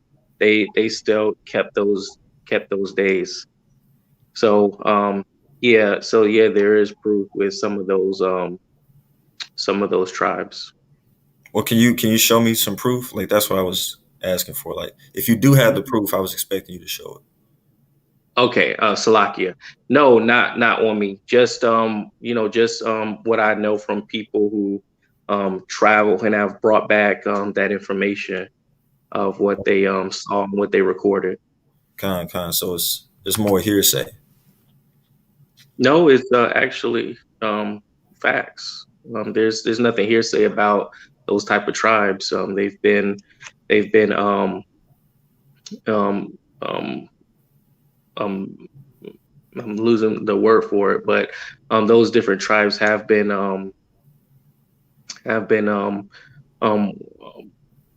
compared to as far as what they do line up with scripture. So there's not anything hearsay about that. Right. That wasn't really an official question. It was just me making a statement. But all right, I get what you're saying. Okay. All right, man. That was the final question, final response. It's in the books. So Jeremiah, man, the judges, man. They got a job on their hand. Yeah, man. What hey, the CEO already put it out there. Y'all need to send him a direct message on Facebook on who you guys got winning tonight's bout. You know what I'm saying? Directly message him. Don't put it in a group. Don't put it anywhere else where anyone can see it. Just send it directly to Jeremiah. And then we're going to go one by one for each judge and see why you guys picked your pick and why you guys have them as victors at tonight's bout. Like I said, 2 gladiators came to fight tonight, Jeremiah, but one of them got to die, man. Yeah, man. One of them definitely got to go, man. It's one thing about debating. This is why I be saying what I be saying, man. Like, I don't be respecting you keyboard warriors, man. If you ain't got the testicular fortitude to get in the ring, because Brother Yawasap don't know how this thing finna turn out. Brother Heathen Slayer don't know how this thing is gonna turn out, man. So this is that moment when the palms getting sweaty, boy. And you like, yeah, did I do enough? Did I do enough to pull out the victory, man? So the votes are coming in right now, brother. The votes are coming in. How do I DM Yawasap? You got to DM me, brother. Or yeah, you. How do I DM you? Where you are? Are you in the judging room? Yeah. Yeah, he is. Which one are you? Are you Joshua? I just put this is me. I'm Jeremiah. There you go. I just put this is All right, me. I got you. All right. I'm Suket. You there? That's him. That's the guy that just was speaking to you. David, make sure you send your vote to Jeremiah. The brother with his camera on. What's the brother name? Hashtag Diggs. Make sure you send your vote to Jeremiah on who you got winning tonight. And then once you got done sending your votes directly to him, not into a group, to Jeremiah, we're going to call on you guys to give you an explanation on why you picked your winner. You know what I'm saying? So while we wait on that, while we wait on these brothers to adjudicate and give their judgment, remember, there's another debate right after this. We got a double header, man. We working over here, man. We working over here, son. We working. So yeah, we got the General Yashar, tanks on the ground, back at it, back in the ring. Brother been active, you know what I'm saying? And he getting ready to lay the smackdown on somebody's candy ass. So it'll be him versus Trentis Wade. I believe this is his first time debating on the source, so he's making his debut tonight, and they will be debating over I believe who is Melchizedek, right? That's the topic. So yeah, man, y'all need to come through, show your support. You don't want to miss this one, family. Trust me, you don't want to miss it. We got Yashar back in action. Yeah, man. Firehouse will be hosting that joint too, man. So it's gonna be having some good energy. I'm gonna tell you right now. Right. We got the votes in yet? Yeah. I'm waiting on hashtag Diggs. Yeah. I just seen him on here. Where is he at? So you might want to hit him up on Messenger. All right, let me try. Let me see if I can find him in this group. Oh, there he is. There you go. All I can say right now, it ain't looking too good for somebody. Hey, it ain't looking too good for somebody. Hey, brother. Hey, Diggs, if you can go ahead and send your winner directly to Jeremiah. I thought I sent it already. Good for somebody. Yeah, man, did he send it? Nah, I didn't get nothing from a deal. Hold up, baby. Directly to Jeremiah. I thought I sent it already. Yeah. Yeah, so what you got some echo. Hold on, let me mute Asad. I think that's him. He left. Yeah. He left. But what brothers have to do is just click his profile picture. As soon as you click it, if you're on the phone, click send message. That's all you gotta do. And that'll DM him. I'm set. I'm trying to stay live as possible so y'all can hear me. Yeah, we can hear you, brother. All right, I got my note. I know y'all seen me moving around. I've been running through traffic and everything, but I was definitely fixated, man. So I wrote down a bunch of notes early on, and I kept some mental notes also during the whole process. I don't know how you're gonna go about how we got to our deliberating point. Yeah. We finna call on you. Only thing I need from you real quick is to go into the judging room, and I'm the last message in the judging room, and send me your vote, and then we'll let you brothers explain why you. So when I go to chat, I mean, because I'm just clicking chat. So at that point, I just type in what I need, right? No. You want to click Jeremiah's profile picture? And as soon as you click it, it should say send message, voice call, video chat. Oh, dang, the brother gone. Let me just I tag got him. him. I found him. Yeah, send him a direct message. Send him a direct message and just have him and tell him, hey, place it here, and he should see it. You got mine, didn't you? Yeah, Mike, you got Asar's? Yeah, I did. I got everybody else's. I just need his. Oh, he in the back chat. Here you go. So let me start. Are we? Yeah, are we, I just sent you a friend request, Diggs. Okay. And okay. So we asking questions now to them? Okay. Did you get my response? Not yet. Okay. Looking now. I just sent it on over Facebook. I sent it over Facebook because I was having so many issues. Okay, I got you. Yeah, I got you. All right, yeah. Now we can unleash him, man. Now we can unleash. All right, you can start with someone else while I get back set up at the house. I'm literally about to grab my notes, and then by the time someone else gives their spill, I'll be ready. No sweat. Let me do this then for the audience. Well, no, let me not do that for the audience. I'll say it during. Yeah, we might as well. So this is how it's looking for those who are kind of, they don't really know why or the what or what's going on. The 7-day weekly cycles.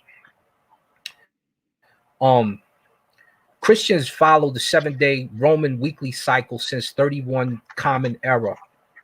But the Roman 7-day weekly cycle during the 1st century Common Era was a Saturday to a Friday weekly cycle in both the two types of Roman calendar formats in existence and in use throughout the Roman empires since 45 BCE to 321 Common Era.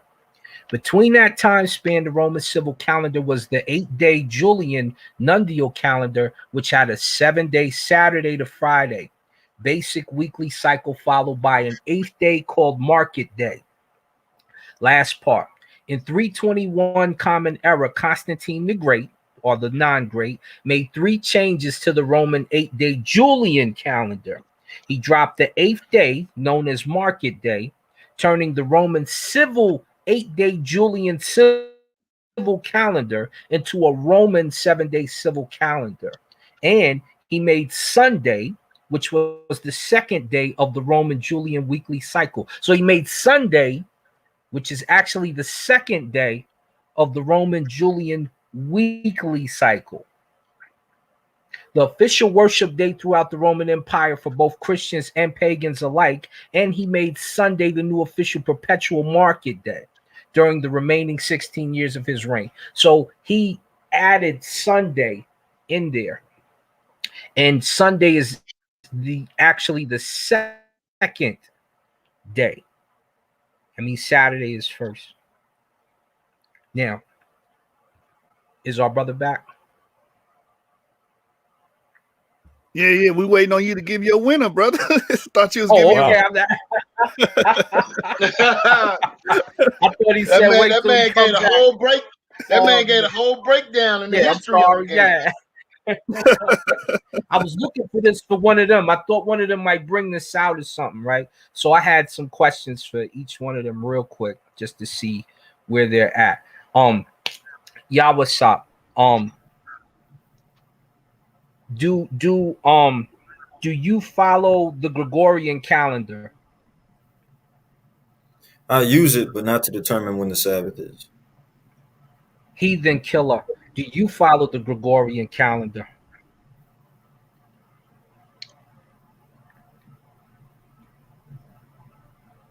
Heathen killer? We can't hear you, Art. You're on mute. Oh, I'm sorry, Salakia. Yeah, to an extent, in my presentation, I pointed out that the going back to the what was before, prior to these other calendars, is my main focus.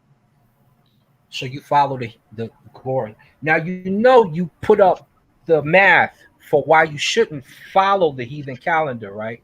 You put up the 364 day math, right? Well, that's because that's something that I look to follow, not the Gregorian, but the Enoch.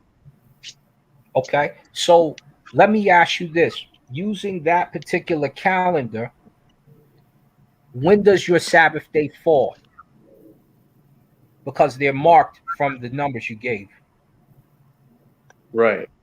So give me just a second here. You ain't got to Google it. Just throw it out, baby. No, I'm not. Google it. And I mean, it's something I don't look up to do because it's automatic. Give me just a second here. Okay.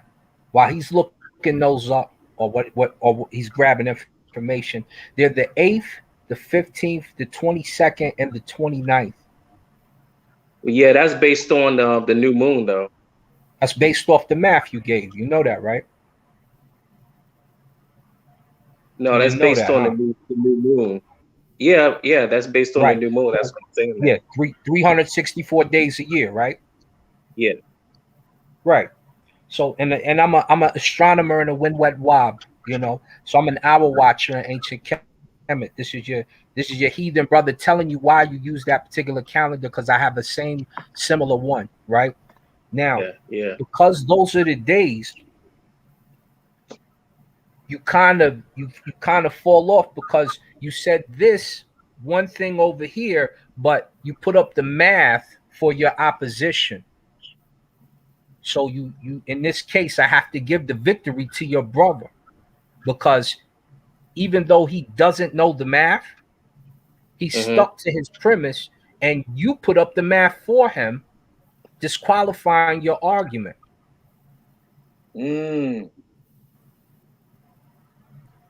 So I have to go with Yawasap as the winner. Even though me and you agree, you messed up. You put up the math showing why you would lose that. Just astronomy for you. And then you got the history lesson as well as to why now. All right, man. So first vote goes to Yawasap. For those that are watching in the audience, you can put a 1 in the chat. For our brother Yawasap, put a 2 in the chat. For Heathen Slayer, we want you to be involved. We want to hear from you. All right, 1 in the chat for Yawasap and 2 in the chat for Heathen Slayer. All right, Joshua, who's the next judge? The next judge is going to be Brother David. Good evening, everybody. All right, I enjoyed the debate. I thought that it was very close as far as just what I was listening to during the first 2 rounds. The one thing that disappointed me was that with Mr. Heathen Slayer, there was one point I was hoping you would make on the third round, where it was, I think, in Ezekiel when God was talking about how he gave them the Sabbaths for signs and seasons, and it did not say he gave them moons, the new moon for signs and seasons. You were saying things around that, but you didn't hone in on that, and I would have really kind of been on your side with that one. I'm like the other judge. I agree with you personally, but I was listening, and then the Q&A session kind of nailed it for me. So I give it to is it Mr. Yawasa? Yes. Woo! Okay. All right, man. Well, I mean, Yawasap got the victory, man, but I do want to hear from the last judge, man. Talk to me, family. Man, this was a great debate. Great debate. Great points made. Like I said in the beginning, I was listening for logic. I was listening for argument, and I was listening for a lot of facts without necessarily attacking the individual's ideology, or without attacking the individual straight away. And so the first things that I was hearing in some of the arguments was a lot of fallacies. You know, there was right away, Yawasap started with the appeal to ignorance and or misunderstanding, and I heard that right out, and then he seemed to spin into almost an astrological, and I don't know, mainly because the debate was lunar versus systematic or cycle. So I started hearing a lot of ad hominem and a lot of circular arguments on both sides, actually. And as I went on and I got into I was really listening closely to the facts. The facts were dead on, but not necessarily, and I don't know if it was due to time, some of the facts were not elaborated on or stressed to really drive points home. I do agree with one of the judges by him saying that some home runs were missed for the lack of just getting on base, and some strikeouts occurred because people were swinging for the fence, and so there was some ambiguity in heathens. I'm not going to say heathen in the heathen slayers arguments. Not necessarily ambiguity in necessarily what he was saying, but ambiguity in the factual basis, and that was point to blank when the brother talked about earlier the math. That right away pulled me left to the Yawasap side, and then when I got back into the actual when I went back for a second as I was moving, and I got back into the factual base or the text, the actual biblical text, I was pulled right back to Heathen Slayer's side because there was actual text that was that he would lean on, and I think the implications of things a lot of times outweigh the actual text. So if you're a more literal person, or if you're, some people lean to the literal side of the biblical phrases and scriptures, and others lean to the implications, sort of the matter of facts and things like that. So I had to go ahead at the end of it all. I had to go ahead, and my last vote, which was my vote, went to the Heathen Slayer, and that was mainly because he leaned on the text rather than other scientific proofs, whether it be the calendar, whether it be any of those things. Those things sort of disqualified themselves. Him just leaning directly to the text and presenting the fact that there were two cycles that did exist, and the brother did sort of talk about the cycles existing when he mentioned the incorrection or the fact that the math went the other direction. That was still proof enough that the text in itself was more non-debatable than actual implications or what we might come up with based on the text. Yeah, man, we appreciate it, man. We appreciate it, man. I just got through telling the brother I really digging you judges. Brother's doing a great job, man. Brother's doing a great job. Well, man, I want to be the first to congratulate you, Yawasap, man. Right? You came in here and got you a win, man. 2-1. Split decision, man, but you handled your business, man. And I also want to congratulate Heathen Slayer, man, for coming in and putting up another great effort in the Source Debate League, man. Hope to see you in another one, man. Soon, Heathen Slayer, man. But I'll let you speak to the people first and make your response to anything that the judges said. I just again thankful for this opportunity again. The judges, said what they said. We're gonna leave it there. Because everything that I brought, if it wasn't clear and concise, then that falls on me to do a better job. So just got to go back to the drawing board and make sure I come back a little bit hungrier. So I'm thankful for Yawasap did a wonderful job, and blessed to y'all. That's right, man. That's right, man. Good sportsmanship. We appreciate that, brother. Sincerely, we appreciate that, man. Yawasap, man. Talk to us, man. Talk to us. Yeah, I just wanna thank Heathen Slayer for actually showing up and actually presenting his argument. I want to thank the judges for their input and the knowledge that the of the first brother, the first judge, um, gave, and of course, the constructive criticism of the last judge. So I'm gonna make sure next time I'm in a debate, I'm gonna just make my point more clear and just sharp and thrust it through all the way. But I'm pleased with the outcome. What's done is done. Wasn't really expecting too much here, but I could say it was all right debate. My brother brought his argument, I brought mine, and it is what it Yeah, is. man.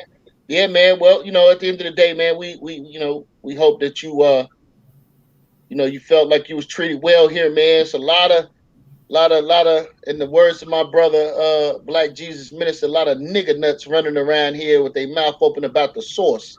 You understand me? And not one judge that has ever judged on the source can ever say that we tried to manipulate their choices, man. Right? We are adamant about having a fair platform. You understand? We got rules, we got regulations, and Nick Rose don't like that, man. You feel me? But if you're able to come in here and get a win, if you're able to come in here and compete, you're gonna gain my respect because this is not a place you just gonna come in here and half stepping, man. So congratulations to both you brothers, man. Joshu, man, talk to me, man. Man, I just want to touch on the statement you made about, I don't even want to say competitors because they're not really competing with us. As you can see tonight, that our judges based their judgment on what they witnessed. They didn't base it on any preconceived notion, how they felt. Even one judge said, I agree with you, but I got to pick Yawasap because Yawasap, from his perspective, did a better job presenting the information. And that's what we're here to do. You understand? It ain't about what somebody believes, what someone may have in their mind. It's about what these guys bring to the table the night or the day of the debate. And that's it. That's it. So it's going to be on their merit. You see what I'm saying? That's right. And that's what we're about here at the source. That's right, man. That's right, man. And I want to just give a congratulations. Yawasap, you almost lost, B. Great job. Excellent work, gentlemen. But you almost lost until he showed that math. I said, "What are you doing? You just said everything against that math." And I said, "All right, yeah. That math has something to do with it for sure." Then you called him in the question and answer. Yawasap had a better moment, but Heathen Slayer, I was rocking with you. I was like, he got him. What are you doing? Don't do that. Let him pull at him. If he don't got it, he'll get out. I mean, Good work, gentlemen. Awesome. Some advice I want to give you, Heathen Slayer, is look, man, when you're in a question and answer, don't hang yourself. You know what I'm saying? I think you hung yourself when the brother asked you, how do you calculate the time without no calendar or something like that in the wilderness? And you just said the moon and left it like that. Brother, you're arguing the lunar Sabbath. You can't say stuff. And that's just, my advice to you, brother. Right. If you're going to say like, the signs of the heaven, explain it and don't leave it vague because the judges are hearing that. Oh, he said moon. Wait a minute. We're talking about the moon, the lunar Sabbath now. Hey, that's what I saw during the debate. But great job. You guys are going to get better and grow. Great job, gentlemen. Great job. You know what I'm saying? Congratulations again to Yawasap. You know what I'm saying? Yeah. Listen, man, as being seasoned at this thing, man, go back and watch this, man. Both of you brothers, go back and watch and improve, man. Next time I see you brothers in here, I want to see improvement, man. You understand me? So that none of you brothers really. Neither one of you brothers really went into the history, man. Like what was they doing 17th century, 15th century, 10th century, 8th century, 3rd century. None of you brothers went into the history to be able to bring out some of these things that could tilt this debate in your favor. You have to utilize this history, man. That's going to help you moving forward. I'm telling you right now, you want to sway a debate, man, bring that hard, tangible thing that brothers can see and say, well, damn, they was doing this in the first century. What the hell are you coming in here, Johnny come lately, talking about this new lunar Sabbath? Are you coming here with this, this Gregorian stuff? Well, look what they was doing here. You understand? So I would say dig into the crates, man. And the history, man, is really something tangible that brothers can lean on, man. So Yashar, man, any encouraging words for the brothers? Yeah, man. I just want to say, man, congratulations to the winner of the debate. Did a decent job. I would just say, have more confidence in yourself. You know what I'm saying? Like I had said earlier, you know what I'm saying? Being in control of your information and how you present it is very, very important when you're dealing with these judges, man. You know what I'm saying? Yeah, that's delivery, man. Brother, delivery, yeah. Brother Heathen Slayer, what Yashub said, man, I gotta agree 1,000, bro. You cannot agree with your opponent, brother, in no way, fashion, or form. And you can't leave things dry and vague. So what's crazy is, Asar, when you made that judgment, bro, and that call, I was under the impression that it was Yawasap that was actually presenting that information, that math, until he came back on the screen. I'm like, oh, snap. Really? But okay. All right. Okay. Yeah, I caught that too, bro. You know what I'm saying? But at the end of the day, man, it was a good debate, man. I'm like, why are you arguing inside? You're right. Absolutely, family. Well, look, man, we definitely gonna keep encouraging you brothers, man. I got more work for you brothers, man.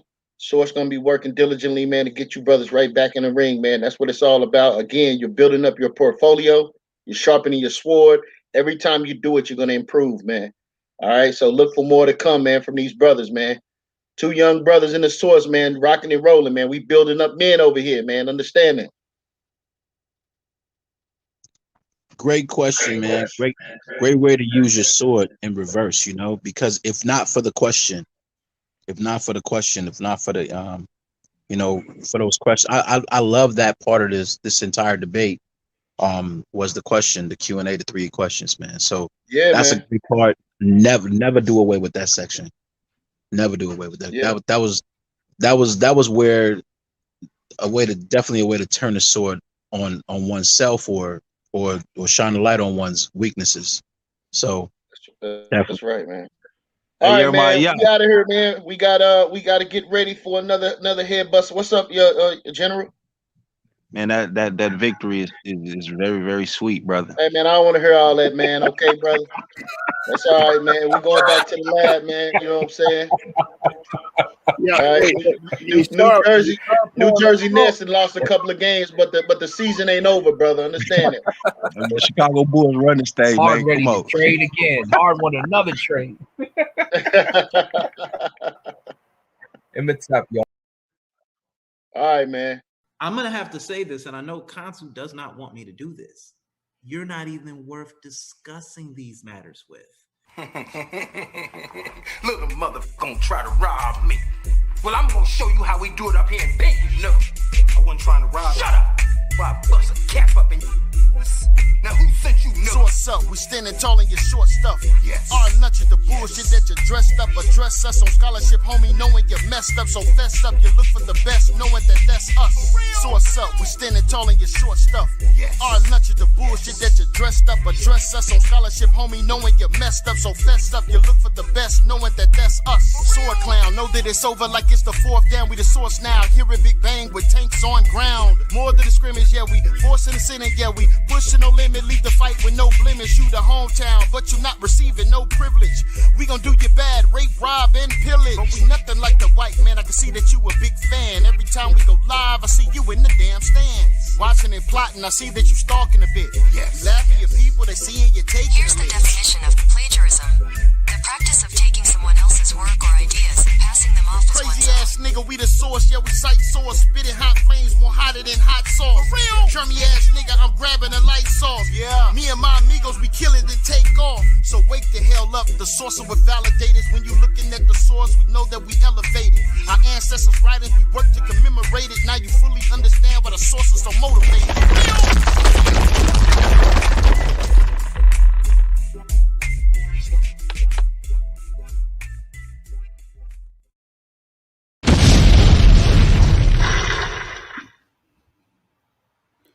Gang. Man, another hot one. Yo.